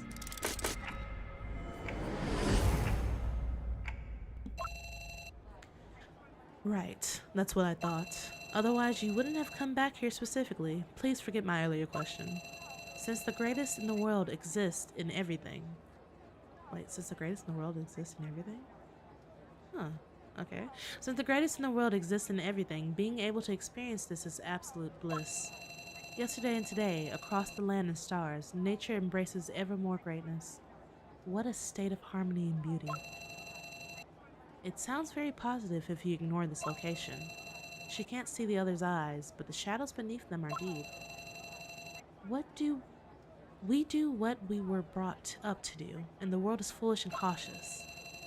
She can't see the other's eyes, so she doesn't know what they're thinking. Even so, somehow she feels that there isn't much of a difference between them. Please, join me in reciting these words. I don't blame you for seeing red, but there's never any harm in showing respect. It's a big day and the weather is bad. Be especially respectful. Yes, be sure to do that. The girl takes a deep breath and reads the illogical symbol on her hand aloud. There are worse things to worry about than this. What are they talking about, bro? What are we talking about? Finally, the site is done. I suddenly felt the need to clean up around here. Not because it was that messy, but because I need something to calm my mind a little. She said she'd be here soon, but her work schedule is always pretty busy. unfortunately for me, she always is in high demand. Still busy doing useless chores. Speak of the devil. I hear her familiar voice from behind me and feel her placing a hand on my shoulder. This place isn't really yours, so you don't have to be so thorough. Unlike for some people, it isn't really my style to do things half-heartedly. I look up from the pile of books and get up from amidst a cloud of dust. The air in here is horrible. You know how unhealthy that is, right? And that's why it's even more important that I clean up. It's just going to get worse otherwise. I'm doing myself by admitting this out loud. It's one of the biggest drawbacks of leading a sloppy life. The visitor just stands there, silent. Then she starts walking around. Meet Scarlett, chief legal consultant at the Golden Maxim law firm. Her monthly income is higher than most people's annual salary. In private, she's a tough nut to crack. Okay. Oh, nice to meet you. Looks like nothing's really changed around here. Scarlett takes a look around the room and seems at loss for words. As always, she's projecting a strong, stoic aura, looking very competent and professional in her suit. That aside, it's obvious that she's still the same old Scarlett, a telltale sign being the simple fact that she hasn't taken off her sunglasses since she walked in. The bookcases in the back area on the ground are lit up by a table lamp, so that you can actually see your hand when you hold it out in front of your eyes. I just hope she never forgets who her old friends are. Even though you haven't dropped by in 2 months, you should see that there's no real room for any big changes. It's too packed in here. Alright, enough of this. What can I do for you? She moves the ashtray aside and sits down. I can feel her looking at me from behind her sunglasses.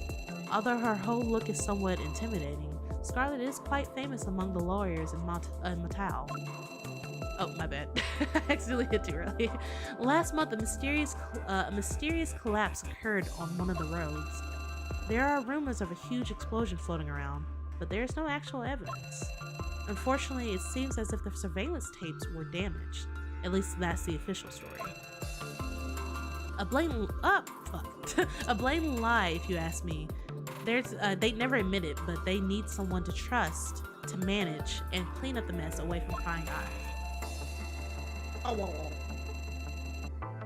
In the last few years, you've been working with several administrative departments. You know your way around the industry, and have been somewhat of a household name, meaning you've got connections. I don't think it's wrong of me to assume that such a delicate matter will end up in your hands sooner or later. Scarlett blushes. She knows that I'm right. I lower my voice. So, I need first-hand information, and I can't think of anyone else except you. You really do know me quite well. Her voice sounds tired. I silently take the ashtray and put out my cigarette and wait for her reply. You're completely right. I do have the video. When we talked yesterday, I already guessed that you'd want it. She rummages through her bag and takes out a hard drive. I reach for it, but can't get my hands on it. Now, no need to hurry. It's not that I don't trust you, you know I do, but you're gonna have to give me a good reason as to why you want it. You know there's a cover-up, something that they're trying to hide. I need to find out what it is. I need to find out the truth. That's all. I'm being honest with you. So, there's trouble brewing again. I'm like a magnet for all things strange. There's nothing I can do about it. It's all a little much. First, you're responsible for the fate of the world, then you suddenly disappear, outright vanish.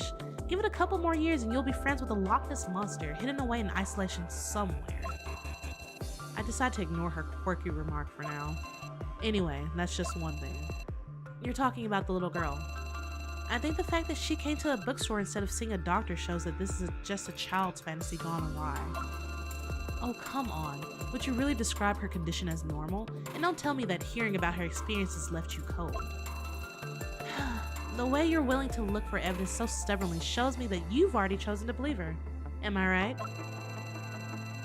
Ever since I saw those things last year, calling myself a normal run-of-the-mill folklore researcher feels like somewhat of an understatement. There's plenty of strange things out there. It's a mysterious world we live in. I'd rather go out and make a fool of myself rather than ignore something and make a big mistake. Scarlet bows her head, deep in thought, unconsciously fiddling around with her collar. Well, at first, I thought... Oh, no, it's nothing. I thought of something, but it's got nothing to do with the girl. She looks up and puts the hard drive in her bag again. What's this about? You're not just gonna change your mind, are you? Come on. Who do you take me for? Let's go upstairs, though you're welcome to try and use your superpowers to see what's on this drive without a computer. Scarlet takes the key out of my hand and opens the doors to the second floor. The fact that she knows her way around is no surprise. After all, she is one of the people who helped me move, though helped is a relative term in this case. Is it just me, or does this place seem a lot more emptier than last time I was here? Well, it's hard to explain to someone who's baffled by the notion of cleaning up. The computer doesn't have a password. Scarlet sits down at the desk and starts up the computer. At least the software is up to date, so there shouldn't be any problem with the drive. What exactly do you want to look at? Well, obviously the moment before and after the collapse. No, I meant that as in where. There's more than one camera. I raise my eyebrows. Oh? Then I guess the people working the surveillance equipment all took a break at the same time when it happened. Start where the two northern roads intersect, along the Riverside Highway to the south, all the way to the monitoring points on the edge of the viewing platform. More than a dozen surveillance camera feeds pop up on the screen one by one. Okay, now, just help me align the videos in real time, leading up to the moment of the collapse. It's easier said than done. You'd think it's all just one simple click like in the movies? Scarlet grumpily sits in front of the... She's like, bitch, stop telling me what to do. Scarlet grumpily sits in front of the keyboard and drags the videos into the correct order one by one, all sorted by timecode. The old computer, which could have easily been considered a relic by now, is starting to run really hot, with the fans working into overdrive. So, judging from this, the rumors about it having been an explosion are true. You'll find out soon enough. Scarlet presses play and a part of the screen suddenly turns white. Turns out things aren't quite so simple and can't be explained by the rumors floating around. What appears on the screen looks more like a lightning bolt crashing down than a fireball. What the fuck? That's... I start looking for additional information in the other videos. The people look so scared. Even if you're the most courageous person on Earth, it's normal to make a run for it in a situation like that. Nobody even thinks about turning back to look for the others. They're frantically running around like a bunch of panicked rabbits. Pay attention to those people there. They're heading south, towards the big crowd. I can see several shadows almost being swallowed up by debris. Two people trip and fall while running, but the others make it. In the final surveillance scene, several men in police uniforms can be seen, keeping the people away from the crowd. So does this mean that her dream was like real? So like, cause she wasn't there, right? She definitely wasn't there. And I'm guessing if she was, then like she probably would have had to sign like an NDA clause or something. So her dream was real. She dreamed this, right? They're carrying something in their mouths. It looks like whistles. Stop, this is it. The time code comes to a standstill at last. 14:58:18. Yeah, this has got to be it. I turn off the computer to stop the annoying noise of the fan. Nice to hear you found something. Mind sharing it with the class? It's just a guess, a suspicion. Let me get your thoughts on it. Scarlet nods eagerly and without hesitation. Even though we've been separated for a long time, we still have a tacit understanding. Even during the most difficult times, our approach has always been the same, and it always works. I take out my notebook to check the information I've gathered so far. Cecile wanted to make sure she wasn't seeing any real events in her dreams, but she was seeing them. Cecile wanted to make sure she wasn't seeing any real event. Okay, and why did they show it again twice? However, she would never be able to find concrete evidence on her own. Nevertheless, there was a certain detail in the dream Cecile described to me that she couldn't have known in advance. I'm sure of that. The information Scarlet gave to me confirmed that it happened in reality. By following this logic, it isn't difficult to draw some conclusions about the illusion. Press A button to fill in the suspicion section using the selected information on the right. Press the B button to withdraw the last filled information from the suspicion section. And then press and hold A to submit all three filled. Okay, awesome. The right information can solve the problem, so let's give it a try. Okay, cool. So realistic dreams. This is the question. In her dream, Cecile saw a wonderful scene. Cecile believes that they aren't just mere illusions, but how can we prove that? So our clues are this. The illusion of nothing to do, the clock tower chime. It says the chime of the clock tower near Motto Beach plays the Rising Sun tune. Here comes the sun, do do do do. That's all I think of. The tune was changed several times until the 1990s. October 13th of 3 p.m. sharp, a bizarre road collapse occurred. Why did they phrase it like that? Occurred at the intersection of a highway in Matau. However, hidden security footage shows that there was an actual explosion and more than a dozen witnesses fled in panic. So this is real. This is very real. Okay, I was wondering what this was. The illusion Cecile had was far beyond ordinary. Along with Rising Sun properties, many people rushed from the north to the viewing platform. I could clearly see the expression on their faces. Okay, so this is also something that they're all right? Every single one of them is right. Yeah, I was about to say nothing in there is wrong. All of this proves that she was right. Realistic dreams? Her vision reflect the past. Cecile had a very similar vision. The panicked people running the viewing platform, the whistles. She said sunrise was playing somewhere. That's an opportunity to verify the truth. Scarlett has given the situation some thought as well. The nearby clock tower should be right on time to play sunrise. Even if she found out about that some other way, the commotion was officially due to the common road damage. That's the statement given by the authorities. A student walking around downtown on a Thursday afternoon, if she was there when it happened, her absence from school would have been noted down somewhere in the school records. You won't seriously make me get the class attendance records, will you? Will I? But seriously, even if she was lying, I don't think anyone would have ever go to such lengths. The road damage was reported, the panic crowd wasn't. Those are two separate incidents. The latter was not reported anywhere, yet she is still connected to and knew the details because of her dream. There are only two possibilities why Cecile made that connection. She's aware of the two events, somehow even the unreported one, and is actively concocting a dream that is realistic. Or she really just happened to know exactly what was going on because of the dream. And even if gossip is being spread about the accident, there's always some time after it happens before it ends up on the news. It took the people who ran away about 2 minutes to get to the viewing platform, and they were quickly stopped by the security guards. It's not a busy street. There's not a lot of commuting going on there during the window of time, so it didn't even attract that much attention. Nobody's really talking about it, even the few people that were there. It's hard to find anything that more than small snippets of what actually happened here. Cecile couldn't have known it from any of the news channels. Only someone who was present could make up such a lie, and there's no way for her to have been there. Well, process of elimination. Now you know what I mean. We could both use some fresh air, so I step outside to have a break. You can smoke inside, but as you know, it's unhealthy. You quit smoking half a year ago. I'm just trying to be a gentleman here. Scarlett chuckles and sits there with a smirk on her face. I can't even imagine how Dan and Nico would have reacted if they heard you say that. I'm just trying to show that I'm a multifaceted man. I scratch my head. Scarlett seems uncomfortable on the soda. Why did I say soda? On the sofa, she walks toward the window, stretches a bit, and then slowly makes her way towards the door. Actually, yeah.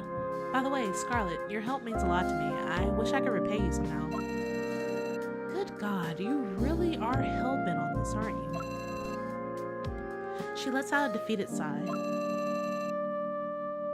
This road that collapsed, or rather exploded. There are many people on the investigation team, and I'm not in charge of it. But I always had a feeling that something was off. I just don't know why. I see what she means. The evidence on the surveillance material basically breaks the laws of physics. The only thing left was a deep hole. It makes no sense. No victims, no rubble, no burned debris? Seeing all these people running makes it easy to assume there'd be solid evidence, but there's no proof that anything bad happened. Scarlet could easily pretend not to have noticed anything and keep looking the other way, continuing to collect money from several government agencies intent on keeping a lid on things. But I know her too well. Turning a blind eye isn't her style, and that's why she's my friend. When it comes to attracting trouble, we're probably even on the scale. I'm like you in that regard. I'd rather do anything I can to uncover the truth than look away. That'd be a mistake, and I'd regret it for the rest of my life. Scarlet stares at me with a serious look on her face. There's no doubt in her eyes. Okay, so what do you want me to do? Intelligent analysis isn't my strong suit, so if there are any new clues later, you'll have to piece them together. No problem, that was my plan anyway. Alright then. We'll have to sort this whole mess somehow. There's no way we can just drop this now. Cecile deserves an answer. Be patient like the Buddha is something I was often told. That's not exactly me, is it? Well, we just have to wait for my face to become a little chubbier and I'll take on a role of Buddha then. Deal? She smells, but it's a bitter smell. She knows how much is at stake here. I know you're just trying to calm the atmosphere. I'm sorry. I just don't know how to respond to this right now. Honestly, it's all a bit much to take in. You're right. I'll make sure Cecile explains everything in more detail soon. She probably left some things out for fear of not being taken seriously. Now, she doesn't have to worry about that anymore. Cecile didn't go into much detail about the origin of the dream. We don't have time to keep things hidden any longer. Lies can be made up out of thin air, but this is connected to something real, something tangible. Even if it really was a regular accident, I need to know. I need clarity. So, Phoenix High School is the name of the place, right? There are rumors flying around about some really bad things going on amongst the students. A really twisted sense of community. I'd like to get to the bottom of it. That little girl named Cecile is being bullied? Yeah, the others in her art club are completely out of line. So far, it seems as if it's only bad words and some malicious pranks, but that's already bad enough. Who knows with these kids? Scarlet frowns. My words must have caused her concern. That's terrible. Are all kids these days that cruel? Bad behavior can have a number of reasons. Some of those kids probably just can't help it. I'd bet some of them just do it to fit in with the group because they're afraid of becoming targets themselves. Y'all, don't ever be a bully just because you're afraid of it. Like, bro, stand up. Because the thing is, if you stand up against a bully, especially you get more people stand up against a bully, guess what? That bully has no more power. Like, bro, I used to hate that shit in school. It made me so fucking mad, bro. Oh my gosh. I understand that. So, let's do some digging, shall we? If possible, I'd really appreciate it if you didn't get us into any legal trouble. Oh, come on. I'm a professional and you know it. Scarlet picks up her leather bag and steps out of the door. The sun shines down on her and she carefully readjusts her sunglasses, like a model looking for the perfect shot. I guess nothing's really changed. I'm glad you're helping me with this. It feels good, like a reunion of sorts. Take care of yourself. You too. Think about yourself every once in a while. Don't let the hard work get to you. Scarlet waves her hand as she walks away, not even turning her head. With Scarlet's help on this case, we should have more new results soon. I get a little bit of fresh air and then I head back into the store.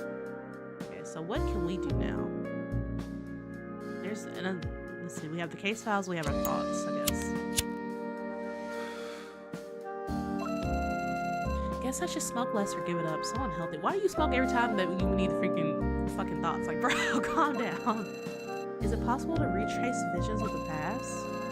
I wouldn't even believe it myself if Scarlet hadn't provided this excellent information. This definitely isn't an everyday situation that an average high school student would find themselves in. Something unusual must have happened to her recently.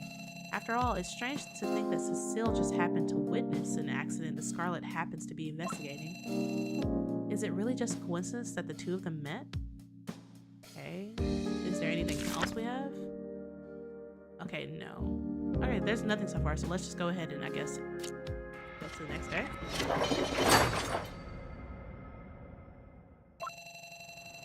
In the past, I've often asked myself if the concept of time is just some man-made cognitive illusion, a fantasy. Something you can just free yourself of and your problems will take care of themselves. My book search didn't go well. and I've had enough time to rummage through the many collections because Hermitage was so empty. The ground floor had a large collection of medical and pharmaceutical classics, as well as more obscure works, but I couldn't find anything. This whole concept of a vision or a dream coming true is both too special and too vague at the same time. There are many records depicting strange experiences, but most of them are labeled as hallucinations. It's also very hard to verify their authenticity. Authenticity. Ugh. Y'all, I get so tripped up on that word every time. Seeing as they're often just claims without having solid evidence to back them up. There's not much I can do, I'm afraid. Oh, finally you're back, girl. I was waiting for you for bro. It's noon already. Now that I know more about her situation, I might be able to understand and be of more help this time. Cecile greets me by bowing her head. Her face still looks pale, but it's a little more flesh than last time. She must feel very relieved to have found someone who she can share her troubles with. Today is clearly not the time to sell books. Okay. Alright, let's see what she has to say. I was starting to worry that you wouldn't come by today. I'm sorry, the teacher wanted to talk to me about something. Oh? Nothing important, really. Cecile moves closer to the corner of the room, making herself smaller. She seems really quiet and somewhat uncomfortable. Did you find any clues in the book I gave you? Cecile shakes her head and turns toward me. The text is very hard to understand. It's ancient. Looks like my language classes didn't pay off. Cecile's tone sounds self-critical. Well, I'm sure the author didn't write it thinking that one day a high school student would read it. Personally, I wonder if he even intended for this book to be read. It says, the writing style is all over the place, and it's very hard to grasp. It's hard to make out specific details. You know a lot more about these things than me. Is this just how old texts were written? I can only shake my head. The way it is written lacks composure and often drifts into incoherent rambling. It definitely is not how you document professional research. So let's talk about the book later. I want to talk about some other issues today. Is that why you called me? Because you found something. I'm amazed that she would start talking about this topic on her own. I deliberately take a deep breath and I lean forward. Yes, I found out quite a bit and it's scary. This thing is big. There's some things we need to talk about. Well, a lot of things actually. I got lucky. Finding out more wasn't that much trouble. As you probably expected, these dreams are definitely out of ordinary. I have so much evidence now that even if you somehow forgot about them, I'd be able to convince you of their authenticity. How did you... So, the things that you see are actual events from the past. I'm sure of that now, maybe even more so than you at this point. The big question is, why do you see them? So, I can understand that it's a lot easier to lie a little here and there. To lie here and there. I can imagine how you must feel.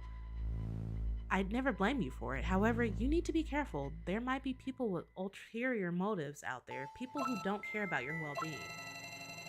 Cecile's face suddenly carries a more serious expression, but there's no sign of confusion in her eyes. She clearly understands what I mean. For me, the answer to the whole thing is still shrouded in mystery, but to her, it's a lot clearer. All the more reason to be completely honest with her. As you know, we are creatures of habit, driven by instinct. You worrying about your friend's safety was enough to make you come to me and ask me for help, but it didn't really make you understand the situation any better. Something about your reaction to those dreams made me wonder from the very beginning. You asked me to find out more about what's going on in them, but you seem to take them for granted, as if there's something that you just regularly experience, something expected.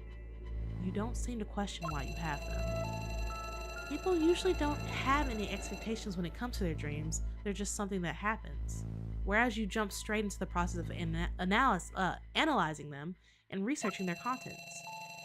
Where there's smoke, there's fire. There's always a backstory, always an explanation. And you seem to concentrate on the flame and take it for granted. But how was it lit? The young girl is completely silent. My argument might not be the best, but this is simply about convincing her and appealing to her conscience. I just need to make clear to her that I know what's really going on. That'll get her to talk eventually. If I'm not mistaken, these dreams appear fairly regularly. You know when they're going to happen. You can somehow even manipulate whether they're going to happen at all. I put further pressure on Cecile. And why do they actually appear? What causes them? I need to know that, and I know you're going to live up to my expectations of you, and be honest. She knows more than she lets on. The fact that she's only interested in the meaning of her dreams, and that she's not at all concerned about the fact that she has these dreams in the first place, makes it quite obvious that she's hiding something. Honestly, I'm a little disappointed in her. Cecile is trying to avoid eye contact. Her inner struggle takes her so long that I could finish reading a whole history encyclopedia in that time. But in the end, she comes to her senses, just as I expected. How should I put this? These dreams are connected to something called the lilac grass. She glances toward the door as if to make sure that nobody is listening in or watching. Then she pulls out a small blue bag. I've seen bags with this shape on the streets of Bangkok before. You ignite the tip and it slowly burns down to the bottom. However, this one looks less compact. It looks as if it were made by hand. It's also quite large, close to the size of an index finger. What's this? Some kind of incense? Yes. I take the incense bag and carefully sniff the bottom. It smells sweet and woody, but I don't notice a change in my consciousness. And why do you call it lilac grass? That's what Eloise told me it was called. I don't know if there's another name for it. Incense and hallucinations? That's a combination that brings quite a few bad stories to mind. I realize that now too, but I didn't think it was a big deal, you know? Plenty of kids carry these bags around and use them. I never gave it too much thought because it's so widespread. Lilac grass sounds more like a sort of incense adults would use for essential oil massages. My friend said that when the mind is on the edge, this can be very effective. We get along really well, so we often work together or hang out after school. And Eloise never mentioned anything about these dreams. She only said that the incense has a calming effect and that it's used to help with stress. Cecile shakes her head and takes the bag from my hands. We close the classroom window and then light up the incense. It burns for about 10 minutes. It smells very sweet, like a variety of flowers mixed with juice and water all blended together. The first few minutes, it only gave me peace of mind. Sounds around me were still clear and my vision wasn't altered or anything. It just washed my troubles away. It made me feel at ease. So, this calming effect was the only thing at first? Meaning the dreams only started happening after prolonged use? Cecile nods. I also asked Eloise, but she never had any similar dream experience with incense. Maybe everyone responds to it differently, right? I told myself it was nothing to be concerned about. After all, even if there was some horrifying images, they went away as soon as the incense burned up. Just like waking up from a real dream, you know? It's simply over. I put out my cigarette since smoking seems increasingly harmful right now. So, the incense is the cause of these mysterious dreams. Well, this certainly makes things more strange, but at least now there's a concept that we can grasp. Sorry, I was just worried. I didn't want to get caught and be considered some kind of druggie. In the end, this is no different from drug use. You should be smart enough to know that. Trust me, I'm really not that kind to preach, but you really should be aware of these things that can have all kinds of consequences. The fact that the things you see are real and have actually happened is what worries me the most. It's not just a fantasy or brain chemistry playing tricks on you. This is something much more dangerous. Cecile lowers her head. I assume that I've got my point across. There's no need to make this even more embarrassing for her, so I decide to move on. It would be irresponsible to stop investigating this now that we know that it's not just a fantasy. And you've got your own personal reasons to get to the bottom of this too. My own reasons. Cecile's face is overcome with a sudden flash of sadness, but she quickly regains her focus. If all those events were real, then I can't just ignore certain dreams. That's right. Like, well, what happened to your friend Eloise? I need more information if you want to get to the bottom of this. Not just about your classmate Eloise, your club, your school, and this lilac grass. I need to know more. Of course. If only for her sake. It's okay. Cheer up. There's still a few questions I want to ask you. Okay, so we have quite a few questions to ask. Alright, let's ask about the art club first. Can you tell me more about your club? According to what you said yesterday, the situation at the art club is pretty much a powder keg waiting to blow. That sounds a little... well, it's somewhat true. It's tougher than most people would assume. Although the teacher didn't get involved too much, he set up strict requirements. The students don't complain about that though. They're used to it. You think the others might have it out for you because they don't think you're up to par? I think that could be one of the reasons, yes. They've been giving me strange looks since the very beginning. Eloise helps me practice, and I think if it wasn't for her, both students and teachers would be meaner towards me. Sounds tough. I used to feel pretty confident in my abilities, but now I compare myself to others a lot, and I often doubt my skills. Then, isn't there a phrase in the world that says comparison is the death of joy or something? When it comes to art, comparison is like the death of joy. Guys, don't compare yourself to others. Being an artist is a profession after all. Sad as it is, you have to gain recognition in these circles first. You're just not quite there yet, and it has nothing to do with whether you're good or not. Come to think of it, the greatest irony is the fact that there are standards for art in the first place. Wait, am I getting off topic? You don't have to be nice. There's a huge skill gap, and that's obvious. I'm far more inexperienced than the others. And you think they're going to use that against you and force you out of the club? Well, that's what it seemed like to me, but things have calmed down a lot ever since Eloise butted heads with them and defended me. She really seems to go out of her way to help you. She really does, and I just wish I was more courageous. Cecile looks sad, regret and self-blame accompany her words. All I did was freeze. She stood up for me, a transfer student, and argued with everyone else. I was speechless and I didn't know how to react. In the end, I just silently left the classroom. I was afraid that I'd make things worse by saying something wrong. So their attention was on her, and she showed the blame. She told me not to think about it too much, but it still made me feel bad and selfish. What should I say? If you just go along with it, maybe the conflict will resolve itself. I have no basis for saying that, but your choices aren't all bad either. Well, even if I know that deep down, I still can't accept it. For a moment, I saw my friend's eyes go sad. Then it must be hard for her too. People don't act reckless towards me as they did before. I'm not saying they like me, but they don't go out of their way to bully me as much anymore. How to know if something is right or wrong? Maybe this isn't the best moment to think about that. Alright, so let's talk about, I guess, Eloise in the division. I know it's not easy, but I'd like to talk about Eloise again. About what happened to her in your dream.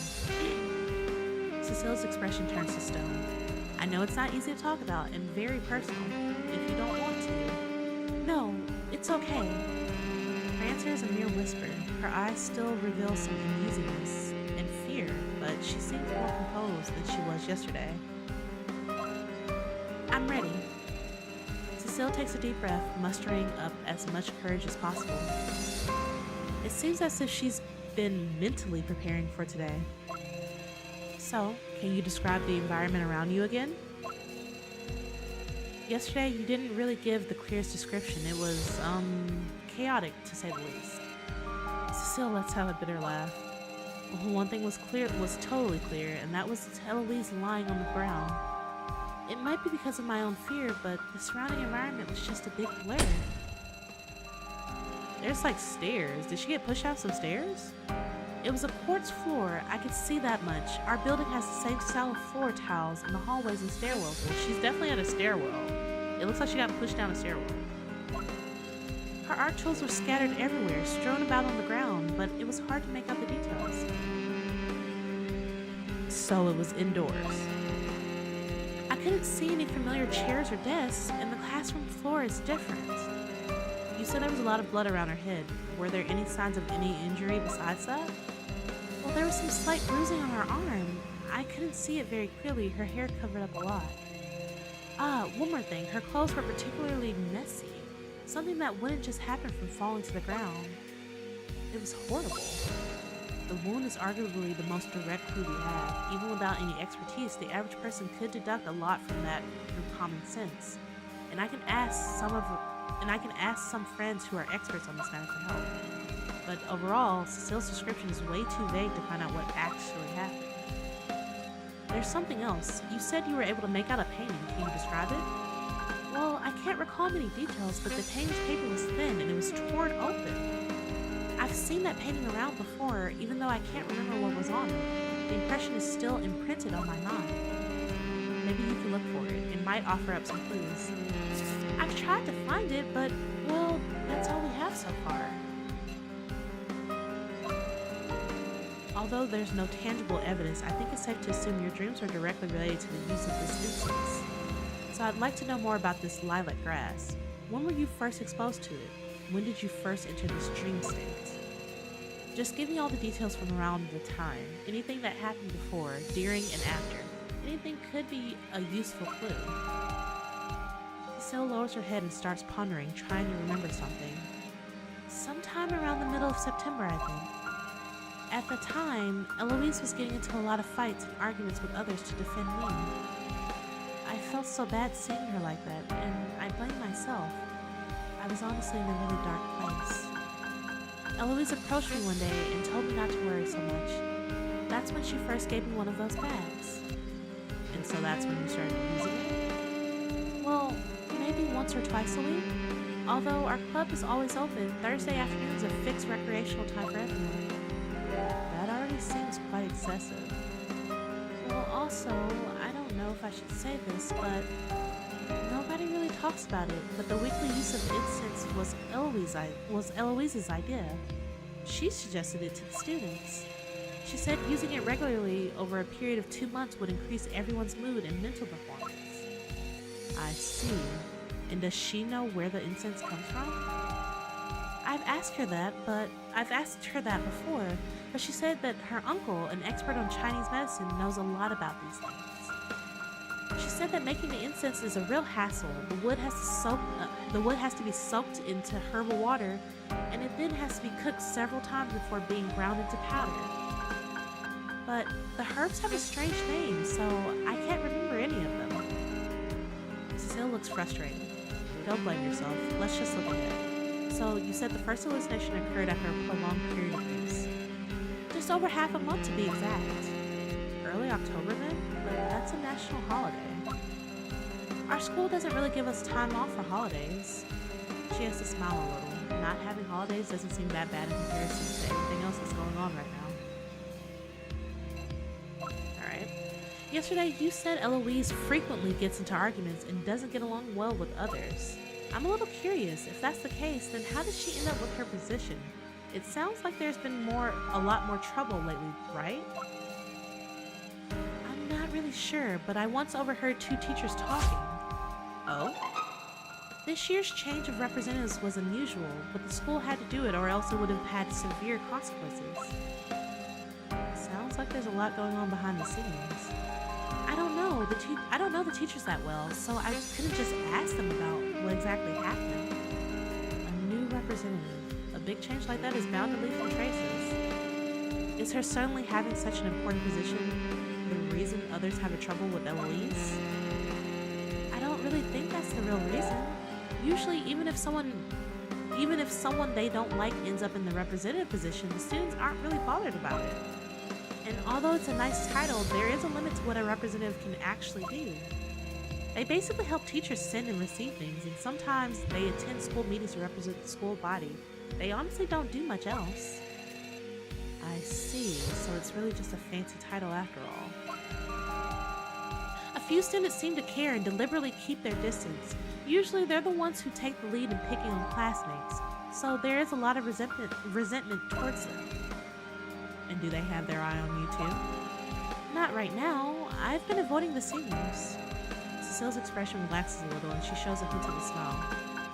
Seems like you want to stay how they are? Okay.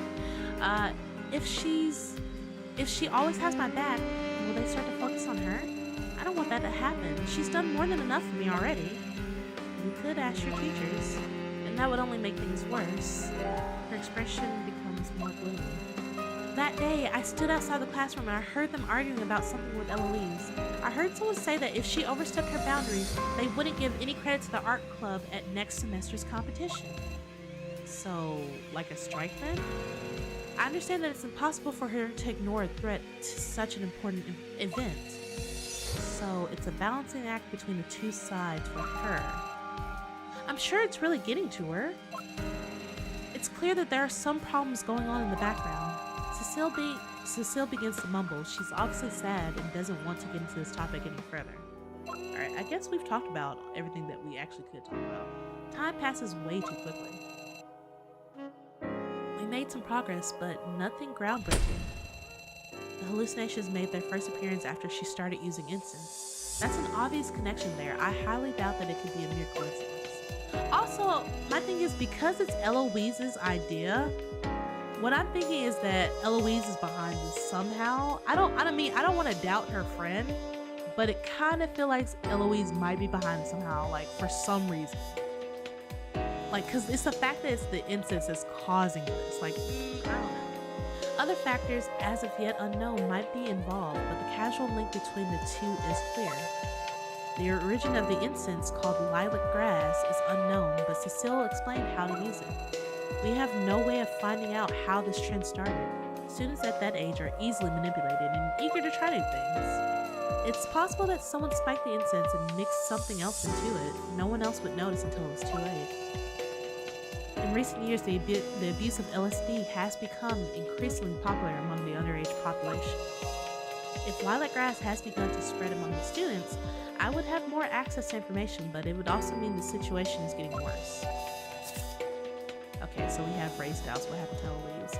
This could be just one example of something much bigger going on. Then there's the matter of Cecile seeing Eloise in her dream. If these dreams are rooted in reality, there might be more to Eloise than she lets on. She is, after all, the person supplying Cecile with incense. Sooner or later, Cecile will have to confront her and ask her about its origins if she wants to find out more about it. It's a very serious thing for a student to be physically injured at school. Such events are far more likely to get a mark than anything else. It says, what are lilac grass origins? Okay. I feel sorry for Cecile, but we should probably take a break. That seems to be all for today. I put away my pen and accompany Cecile to the door. Cecile looks quite exhausted. She bows politely. By the way, it would be better if you didn't use lilac grass anymore. You don't know exactly where it comes from, so you shouldn't take it lightly.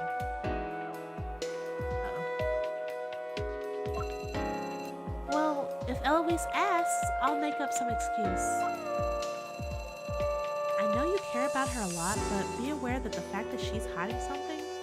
Be aware of the fact that she's hiding something. I'll get in touch with you as soon as I can. As soon as I find out more. It's up to you to decide whether or not you approach her, however. I think that's enough for now. We've talked quite a bit. I'm sorry for taking up so much of your time. Goodbye. Phew. My initial questions have been answered, but many more have come up, and the whole dynamic of this case is changing. No one's to blame. Small progress is better than no progress. But if this is the place at which we'll continue moving forward... Anyway, I should share what I found with Scarlett. I decided to ignore my growling empty stomach and go back inside to continue working. Okay, what are we working on? What are we working on though? Okay, so this is our... Do we have another one yet? Oh, we do have another one. Okay, so what happened to Eloise? And then we should also have... What the fuck is that? Oh, can I actually do this? Underneath, it said, what happened to Eloise? Underneath this pure white exterior, Phoenix... Wait, why did they change the name? Like, you see how it's misspelled here? Usually they spell it like Phoenix, but now they're spelling it like this in the book. Phoenix High School is hiding something bad. Can we find out? Conclusions. While she was explaining her vision, Cecile described real details that a student like her could not have known. Therefore, she definitely saw something that actually happened in her vision. According to Cecile, Eloise has been standing up for her ever since she joined the club. However, the students' issues weren't immediately resolved. To avoid further trouble for Eloise, Cecile decided to suffer alone. In the vision, Cecile saw Eloise lying in a pool of blood. Pieces of a painting were lying scattered around the unconscious student. So would this not go here then? What happened to her? What happened to Eloise? So this would definitely be one that goes here for sure, right? Oh, is it not gonna let me? Okay, it's not gonna let me. All right. Chat, help me remember that for later. Help me remember that for later. Do we need to go for thoughts right now, or do we just need to go and close somewhere?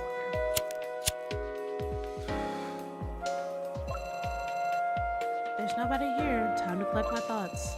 I've never come across this so-called lilac grass, but many hallucinogenic plants have been used throughout history, and the search for illusions never went out of fashion. The question is where this lilac grass came from. As long as I don't know that, there's no way of knowing the extent of its effects. Considering that, Cecile should be more concerned about what she's seeing. Hermitage does have a lot of medical books in his collection, so maybe it's time to start looking for them. Alright, well, you're not gonna let me look at the bookshelf, so I guess we just go and end the day.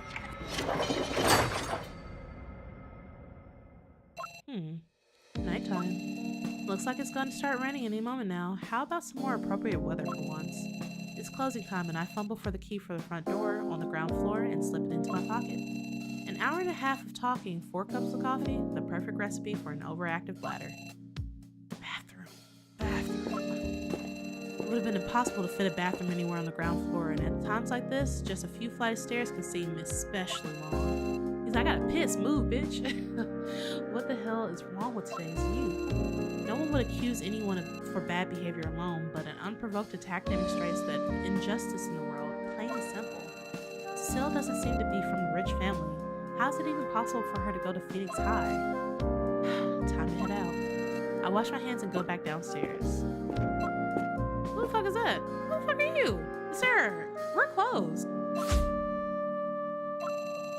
I don't think I'm seeing clearly. I might as well go back and rinse out my eyes.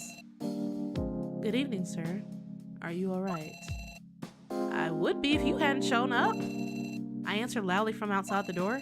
I'm sorry, I've picked a bad time to visit since you're off work. May I come in? It's really inconvenient to talk like this.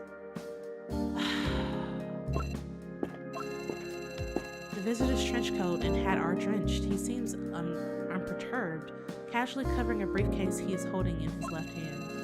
He has the same build as me, with an inconspicuous face. Judging by his complexion, he is most likely from Europe. Is he? His face looks like it's from Europe? Alright. But he doesn't have any prominent features. His composure is meticulous, straight and expressionless, so it is impossible to know what is going on in his head. I'm afraid that's not a good thing. Sir, why are you in my store? We're closed. I'm relieved to see you're still here. Seeing as you're here, good afternoon. I guess what, Fun Ink? Oh, good afternoon to you as well, Fun Ink. Welcome in. Seeing as you're here now, I can't go, so what's up? Hope you're doing well, Fun Ink. I wanted to confirm that you're well. I have a few books that I would like you to sell on my behalf. What? I didn't expect you of all people to want me to sell your books one day. Wait, you know him? Wait, do you know this guy? With your current status, I think you will be well suited for this assignment. It just makes sense. The statement is so on point that I can't even find an excuse to deny it. To be honest, I don't even remember where I first met this strange guy, but I knew he would come by, mostly to make sure I was still staying at the bookstore. Wait, so who is this guy? After all, this unfriendly person in front of me is the one who offered me a place to hide after that incident. Ah, okay. The visitor opens his briefcase, methodically removing book after book from it and placing them on the work desk.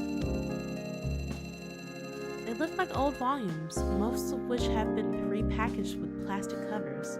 The mounds of books doesn't seem like it could fit it in that slim leather briefcase. I think we should talk about your definition of a few books. You're trustworthy, and I know you don't want me in trouble. You can turn your attention back to the other matters after you've sold these books. The profit margin you take from the sale is up to you. Steffi, really? Okay, Steffi.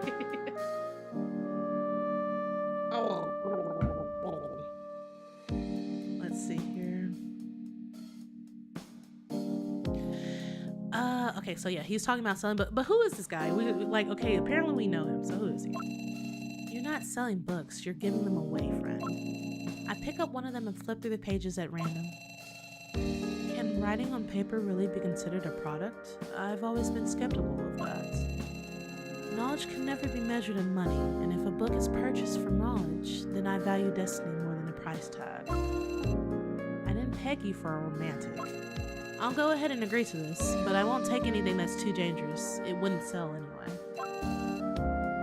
I knew you wouldn't refuse.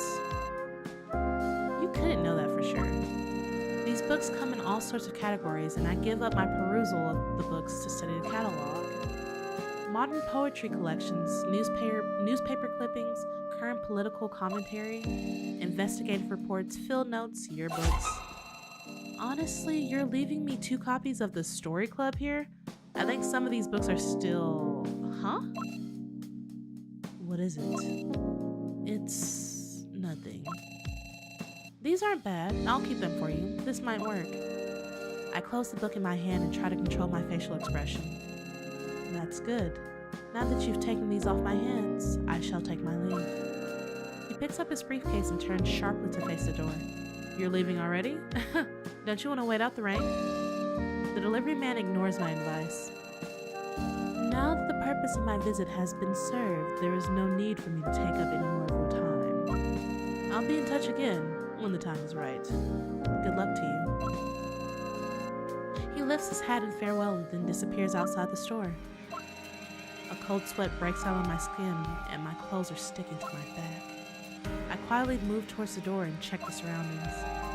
I don't know if it's just my imagination, but there seems to be a tall girl on the other side of the street. She's facing this way, holding a cell phone for a photo. After she notices me looking, she quickly puts away the photo and makes her way to the subway station nearby. Probably just someone who's interested in the architecture. After all, this building looks like a piece of cake with the top cut off, which is relatively rare shape for a house. I can't worry too much about this right now. I make my way back inside and approach the old bookcase.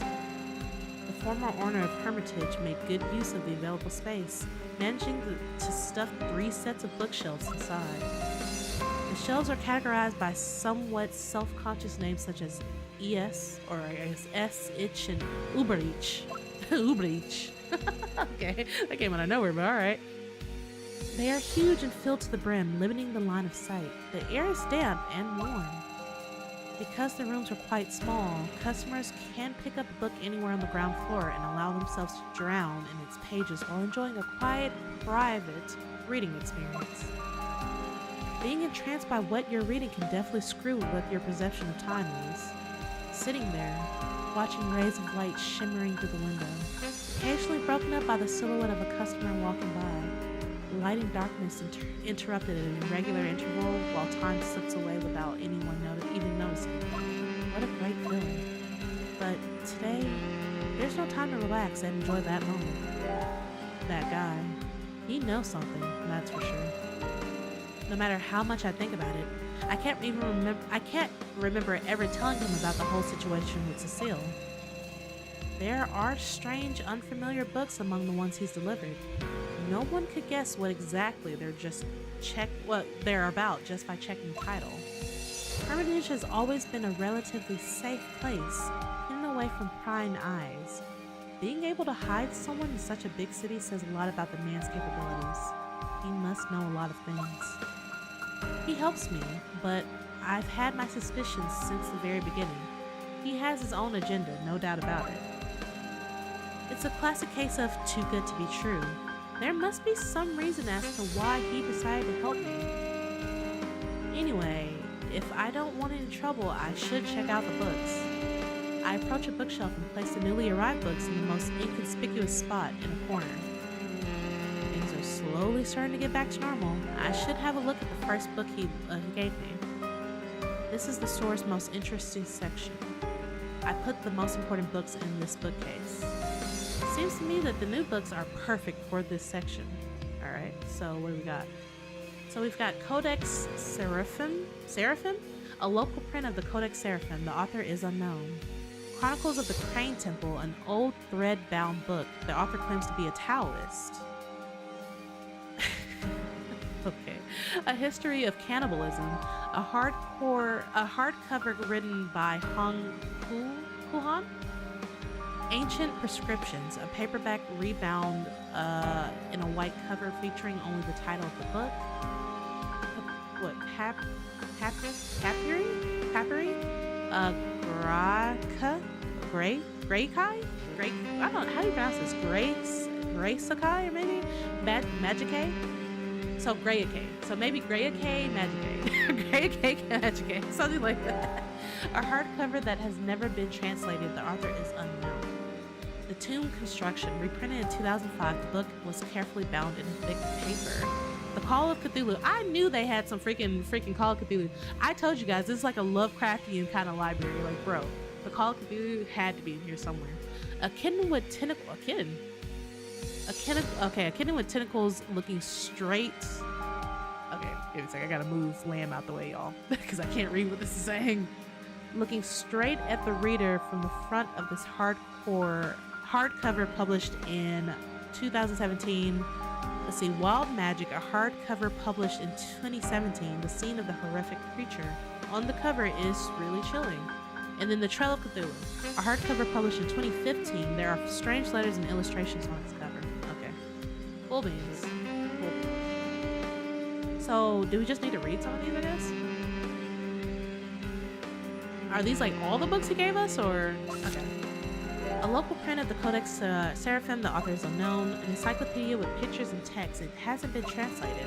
The book contains a large number of explanatory images, but the language is composed of unknown characters that vaguely resemble English and are unreadable. The only thing written in actual English is actually the title. One page is folded as if to draw attention to it. It shows two people in bed whose bodies are overlapping and bizarrely morphing into a crocodile. What the fuck? Okay. Someone used a pencil to add a footnote. Eli Lima Sabach Tani? Okay. Interesting. An old thread-bound book. The author claims to be a Taoist. The paper is very old. The edges of the text are blurry, most likely because it's written by hand. The book is divided into two parts. The first part is about the rise and upkeeping of an old Taoist concept called crane view, and detailed description of historical examples is given. The second part is written in the form of an autobiography. A famed demon called the Scaled Great One, with horrifyingly sharp claws is mentioned. Later on, the author succumbed to the madness surrounding him. This sounds like another Cthulhu book. What the fuck? The last half of the second part is chaotic and confusing and lacking any sort of coherence and logic. A lot of numbers are jumbled into text. The last sentence that makes any sense is, the skies as well as the earth are dark and treacherous. An ancient mystery we mustn't look at, for the Scaled Great One looks right back at us. What follows is a chaotic sequence of numbers. I knew it'd be something here. I knew it'd be something in one of these damn books. 155413112. Okay, I'm gonna forget that later, to be honest.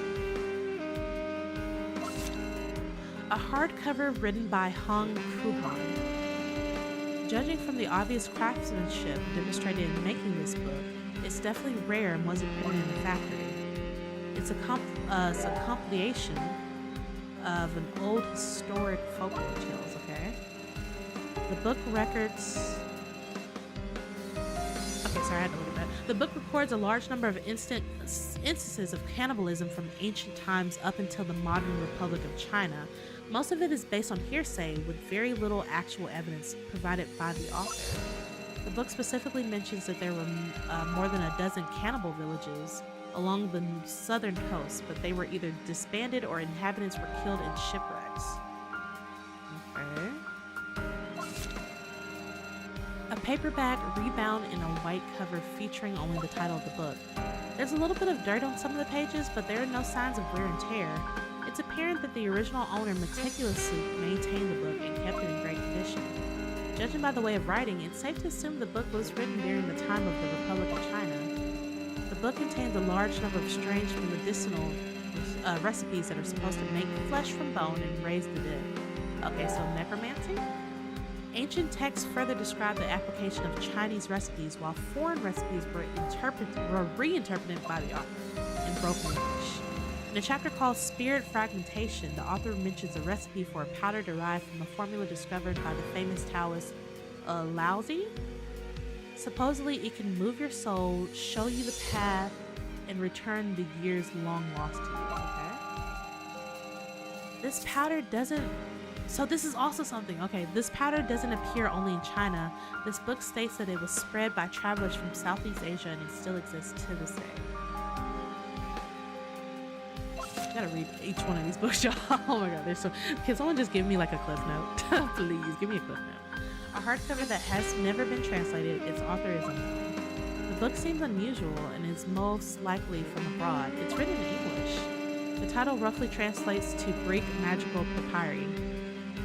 The text included contain mostly excerpts related to mysterious rituals and magic spells discovered in ancient Greek ruins. The author added illustrations and spells to these rituals to make them more accessible. A part of the book called Aphrodite's Blessing of Luck and Love includes several pieces of old parchment paper which describe in detail how a certain pattern needs to be painted on a stone tablet to complete the ritual. Okay, we got nothing from that book, unfortunately. Reprinted in 2005, this book was carefully bound in thick paper. The book uses common Okay. I'm just trying to see, is there anything important in this book, bro? Like, I'm glad that you're giving me this, but also at the same time, if there's nothing important, I know these Call of Cthulhu books must be important. Also, I'm so confused about the kitten. Why is it a cat with tentacles? I'm so confused, bro. This is a role book for role playing? Are you serious? The players seem to be cats. Okay. All the mysteries hidden in the cat. This is crazy. So this is just basically Call of Cthulhu, but switched into the cat world. That's crazy. Alright.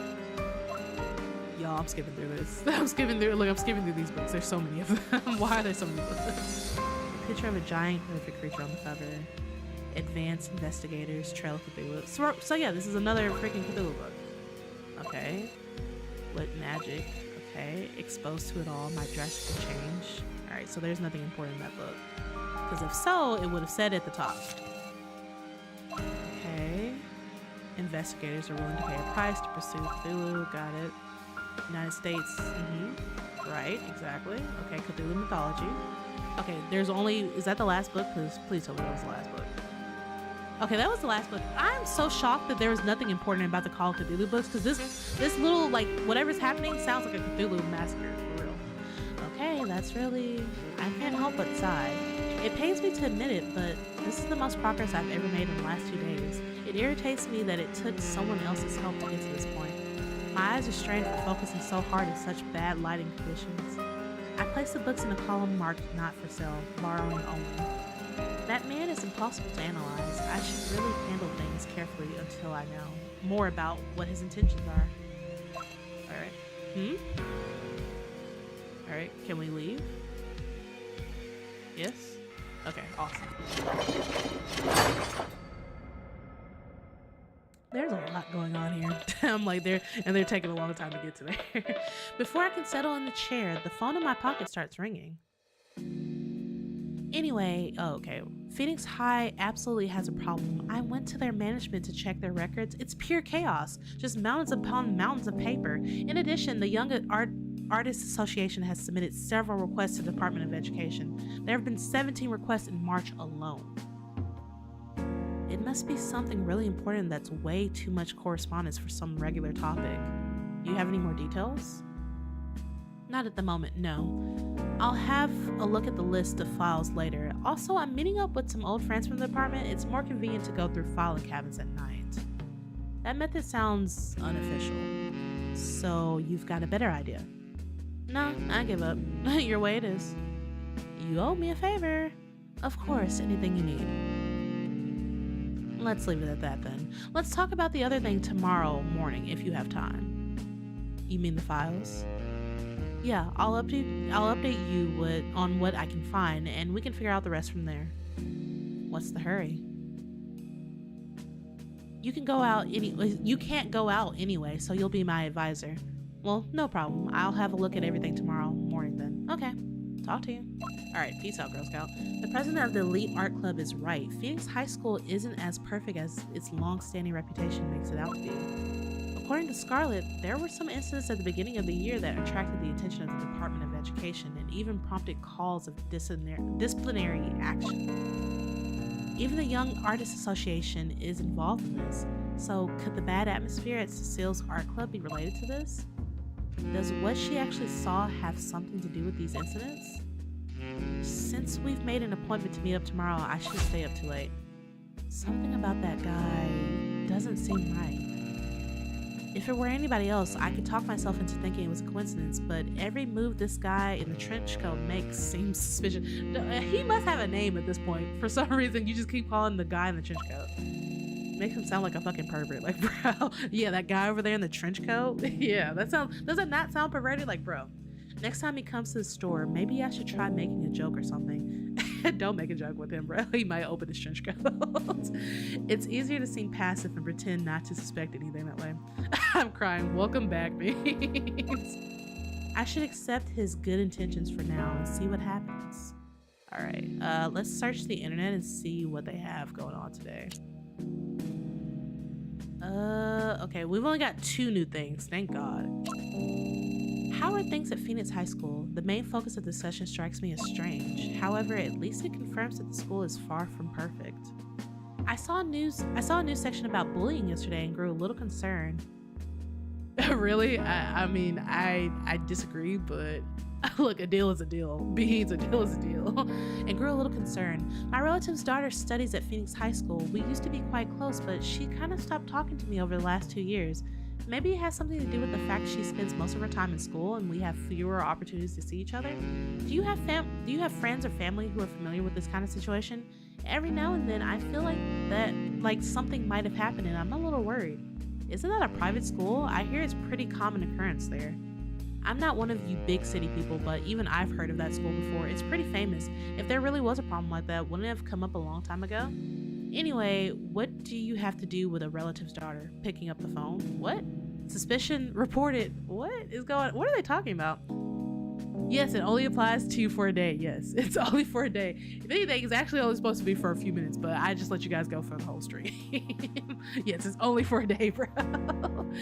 Answer to the second comment, I live pretty close to Phoenix High School and I often see students heading out to go shopping after school or getting picked up on weekends. Beans, why, bro?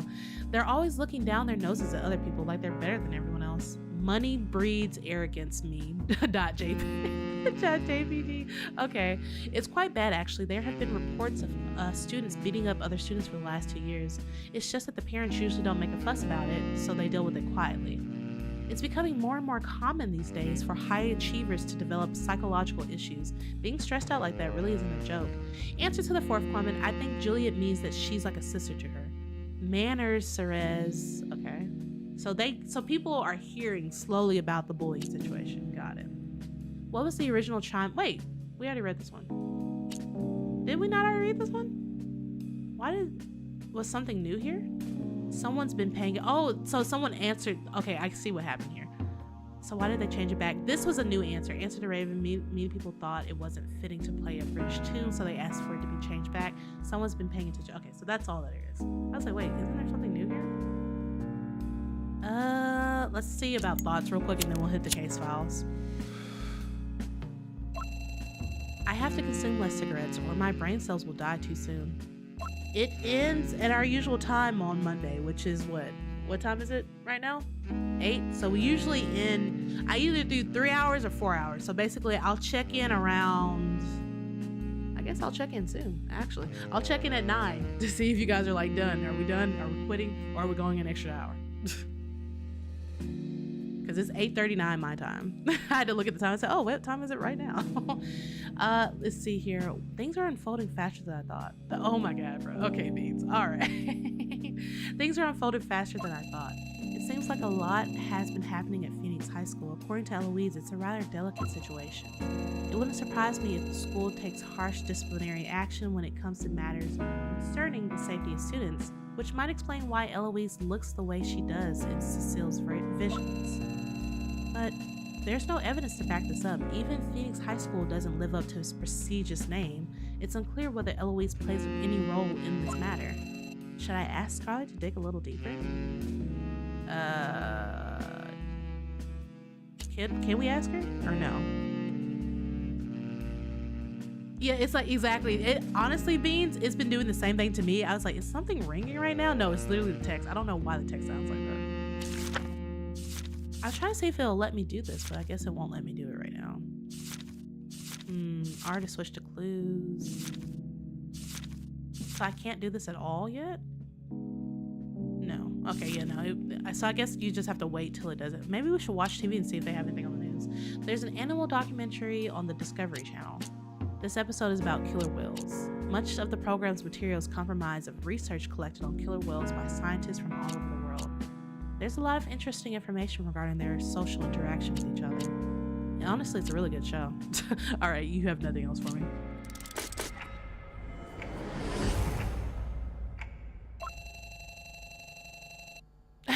No, I'm a very single mother over here. Single mother raising all of her kois. Single mother. I mean, I guess you can consider the moderators the father. you got Daddy Phelan, you've got Daddy Steffi, you've got Daddy Apex, basically.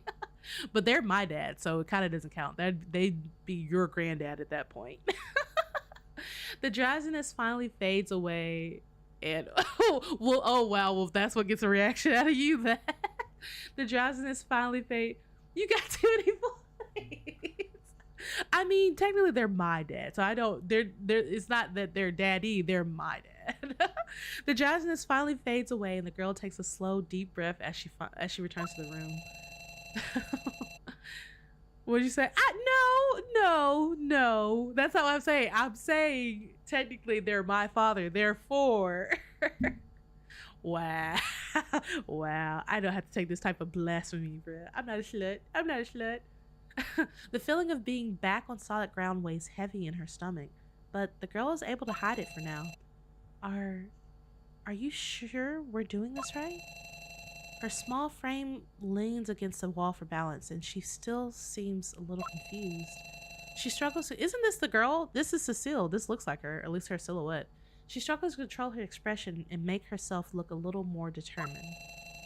It's hard for you too. Even just wanting to catch some fresh air at the school comes at a cost.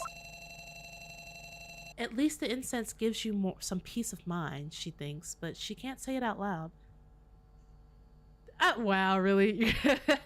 Not you telling the future kids I'm a slut. I'm not a slut. Nuh-uh. You look out for me. I'm used to pranks, and I don't want a close friend like you to suffer.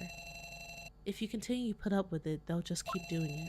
I'm worried about you. If you don't hold on until next year, it'll all be for nothing. Is this competition really that important? There's no use in making noise and attracting attention now, is there? We need absolute proof, and until we have it, we just have to stay put. I know, but I'm still a little... Besides, I want to spend more time with you. You're gonna go insane for the ringing. Aren't we all? We're all gonna go insane for the ringing. It's gonna just freaking gaslight you into thinking everything's ringing all the time.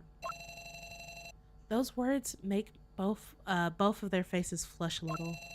Speaking of which, your birthday's coming up soon, right? Finally, one of them breaks the silence. The light is dim, and she can't make out more than a faint glow. Yeah, that's right. A bright smile breaks the awkward tension in the room. I'm sorry I didn't prepare anything for your birthday, but that's not your fault. I didn't even tell you when my birthday was. Anyway, I hope you're looking forward to your birthday present. A surprise? She immediately starts wondering about what it could possibly be. About that, if I ask you a question, will you answer truthfully? Sure. What is it? Honestly, it's really simple. She stands up and approaches her, looking straight into her eyes. Who's my... I don't have a favorite daddy. You're not, Lily, you're not about to get me to get my mods to fight for a favorite right now.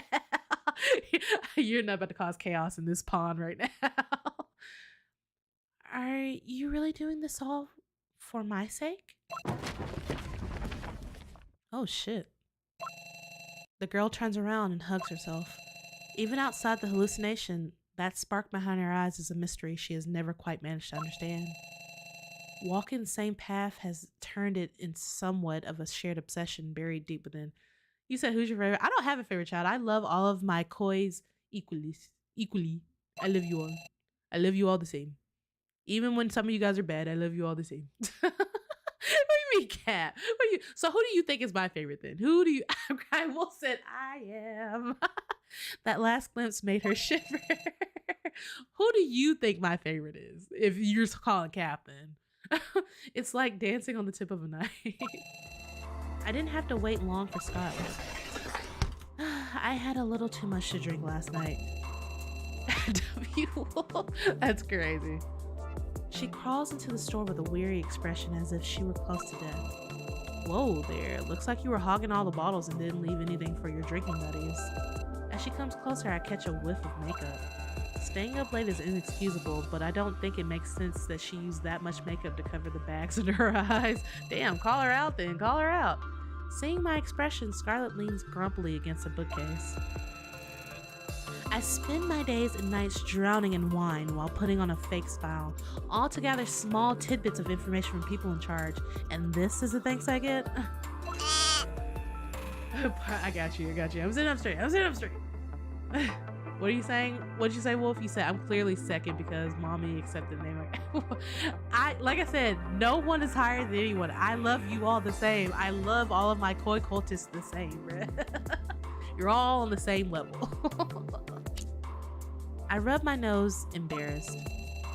As always, you can be counted on at such a critical moment. Get straightened on. I'm not lying. I'm not lying.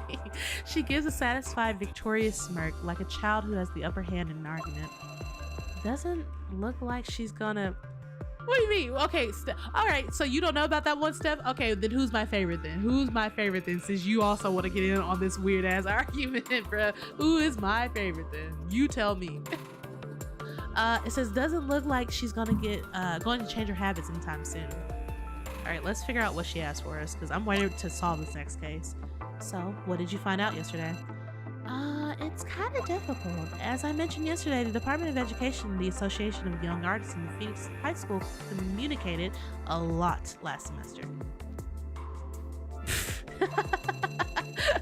I'm crying, Beans. The correspondence between them has been unusually frequent. Generally speaking, the school itself can initiate administrative penalty sanctions against a student. I keep my opinions to myself. No. Since you want to say something, go ahead and say something. Who do you think is my favorite thing? Who do you think is my favorite cultist? The administrative bodies outside the school do not usually interfere as long as everything is in line with the school's rules and regulations. Superiors getting involved in this process is somewhat of a taboo, as it would imply that the school was doing something wrong. It's okay, I forgive you, Beans. I forgive you. But this time it's different.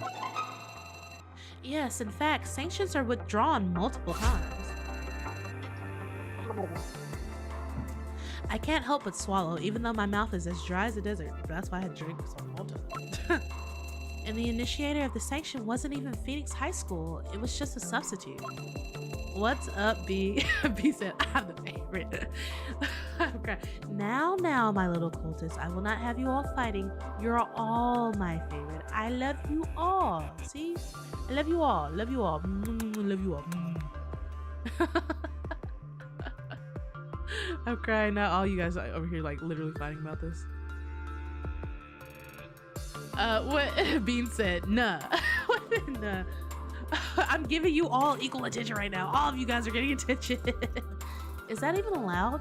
The school has to follow certain rules and regulations after all.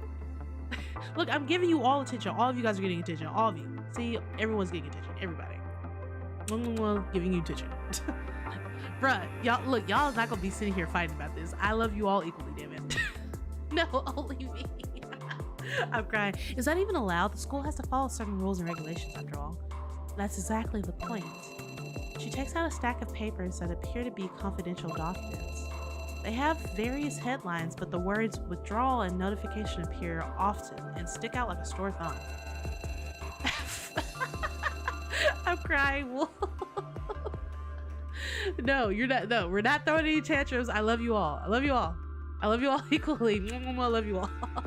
In March, the Young Artists Association repeatedly asked authorities to monitor Phoenix High School and take disciplinary action against the students, but they always withdraw their requests. See, exactly. See, you all can get along nice. There's enough love in Lamb's heart for everybody. It's a constant back and forth. They withdraw their request, then they make a new recommendation, and so on. A classic delaying tactic. So the Young Artists Association keeps pressuring Phoenix High School to take disciplinary action, but it's being hindered by bureaucratic obstacles? No, not only you and Wolf, it's everybody. Every cultist has a place in Lamb's heart. It isn't only the association, many other local schools, universities, and institutions are involved as well, which makes it so hard to fathom. So it's public outrage. I'm crying. Look, just as I say public outrage, you start throwing a tantrum. That's crazy. It would be hard for anyone to stand their ground with a spectacle like this. Then again, the whole situation says a lot. Two things in particular seem strange to me. What could the students of Phoenix High have done to get everyone so riled up? How am I being mean? How am I being mean? I'm not being mean. It'd be mean to say I had a favorite. That's what's mean. I'm not being mean. Let's see here. I'm gonna make a poll for you guys.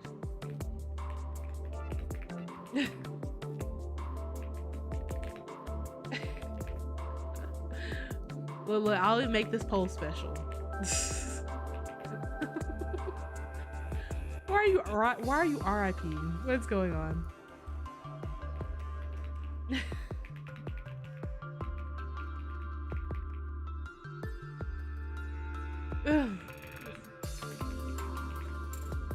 Okay. Okay, and I'm going to start the poll now. There we go. So now you guys have that. Answer that. Answer that while you're at it. I'm not being mean. I love everyone. That should be the nicest thing ever. Like, now that I don't have a favorite, that should be the nicest thing ever. Not having a favorite. Don't silence me. Oh well. Sounds like that's what's gonna happen. Scarlett doesn't seem surprised. It's a fairly obvious question. She rubs her forehead and starts explaining the situation to me. The Young Artists Association focuses on industry exchanges. They are mainly active in nearby provinces and usually aren't in contact with regular universities.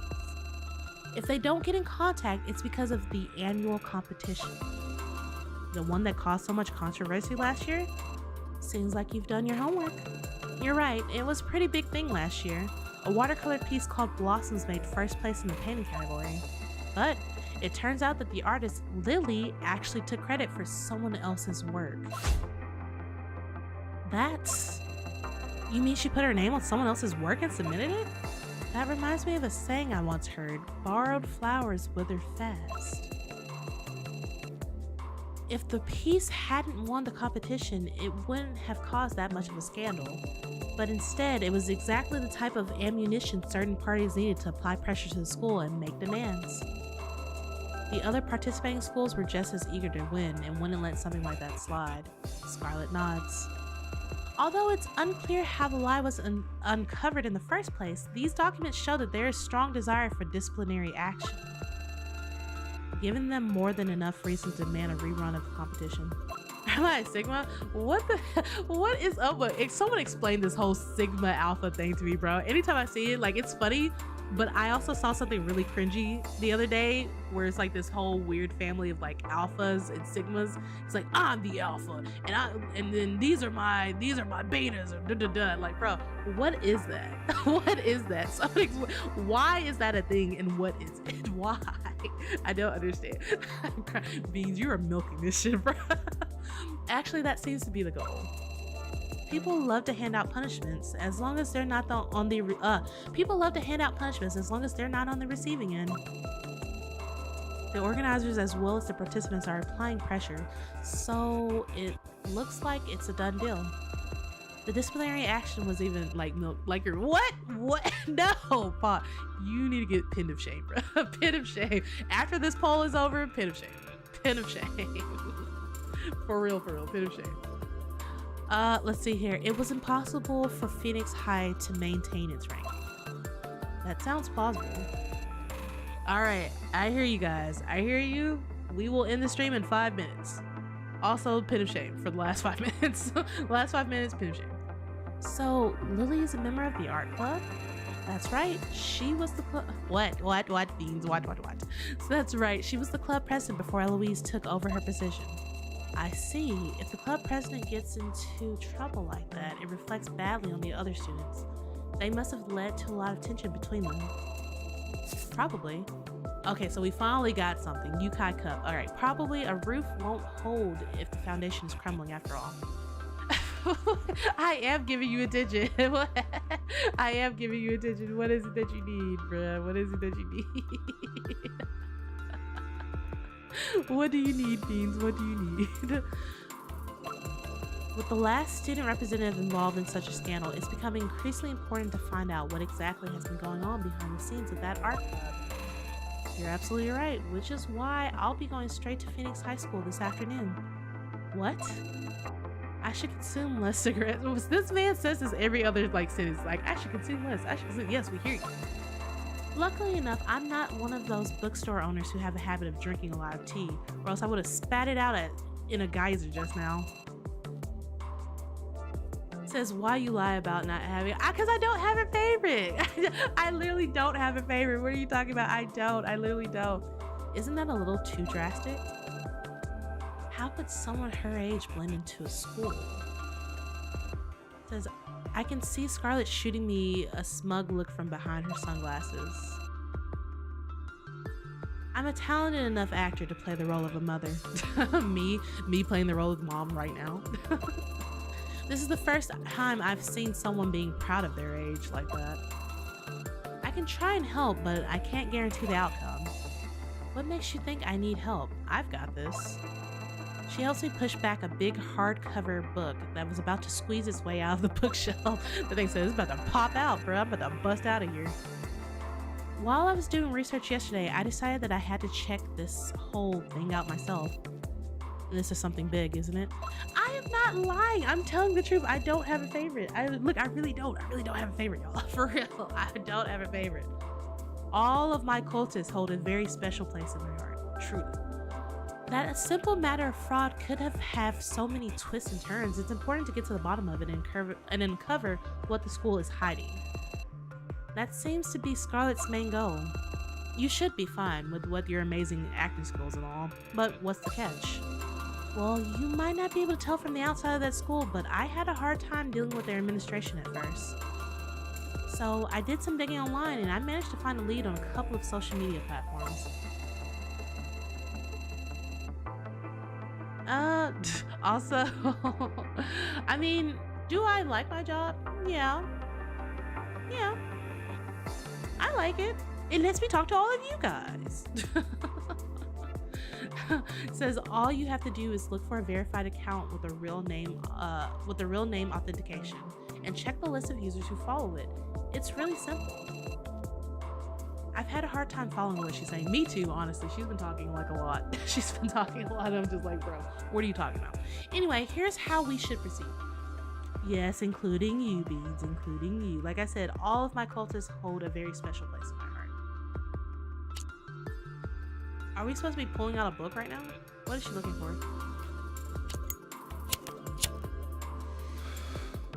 Honestly, I forgot what she said last. No wonder Cecile felt such a strange atmosphere within the art club. Regardless of who was responsible, the club has lost the championship due to internal conflicts.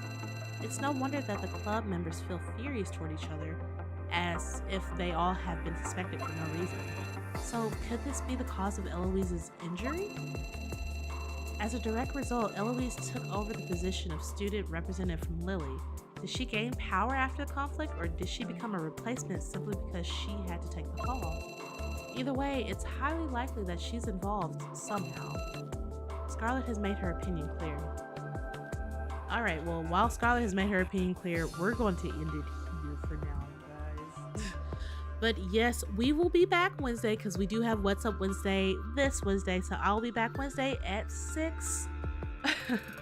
Yes, bye, beans. Bye. I hope everyone had a great night. I hope everyone was just relaxed and chill. Thanks for hanging with your girl as always, you guys. I love you guys. Bye. Bye, you guys.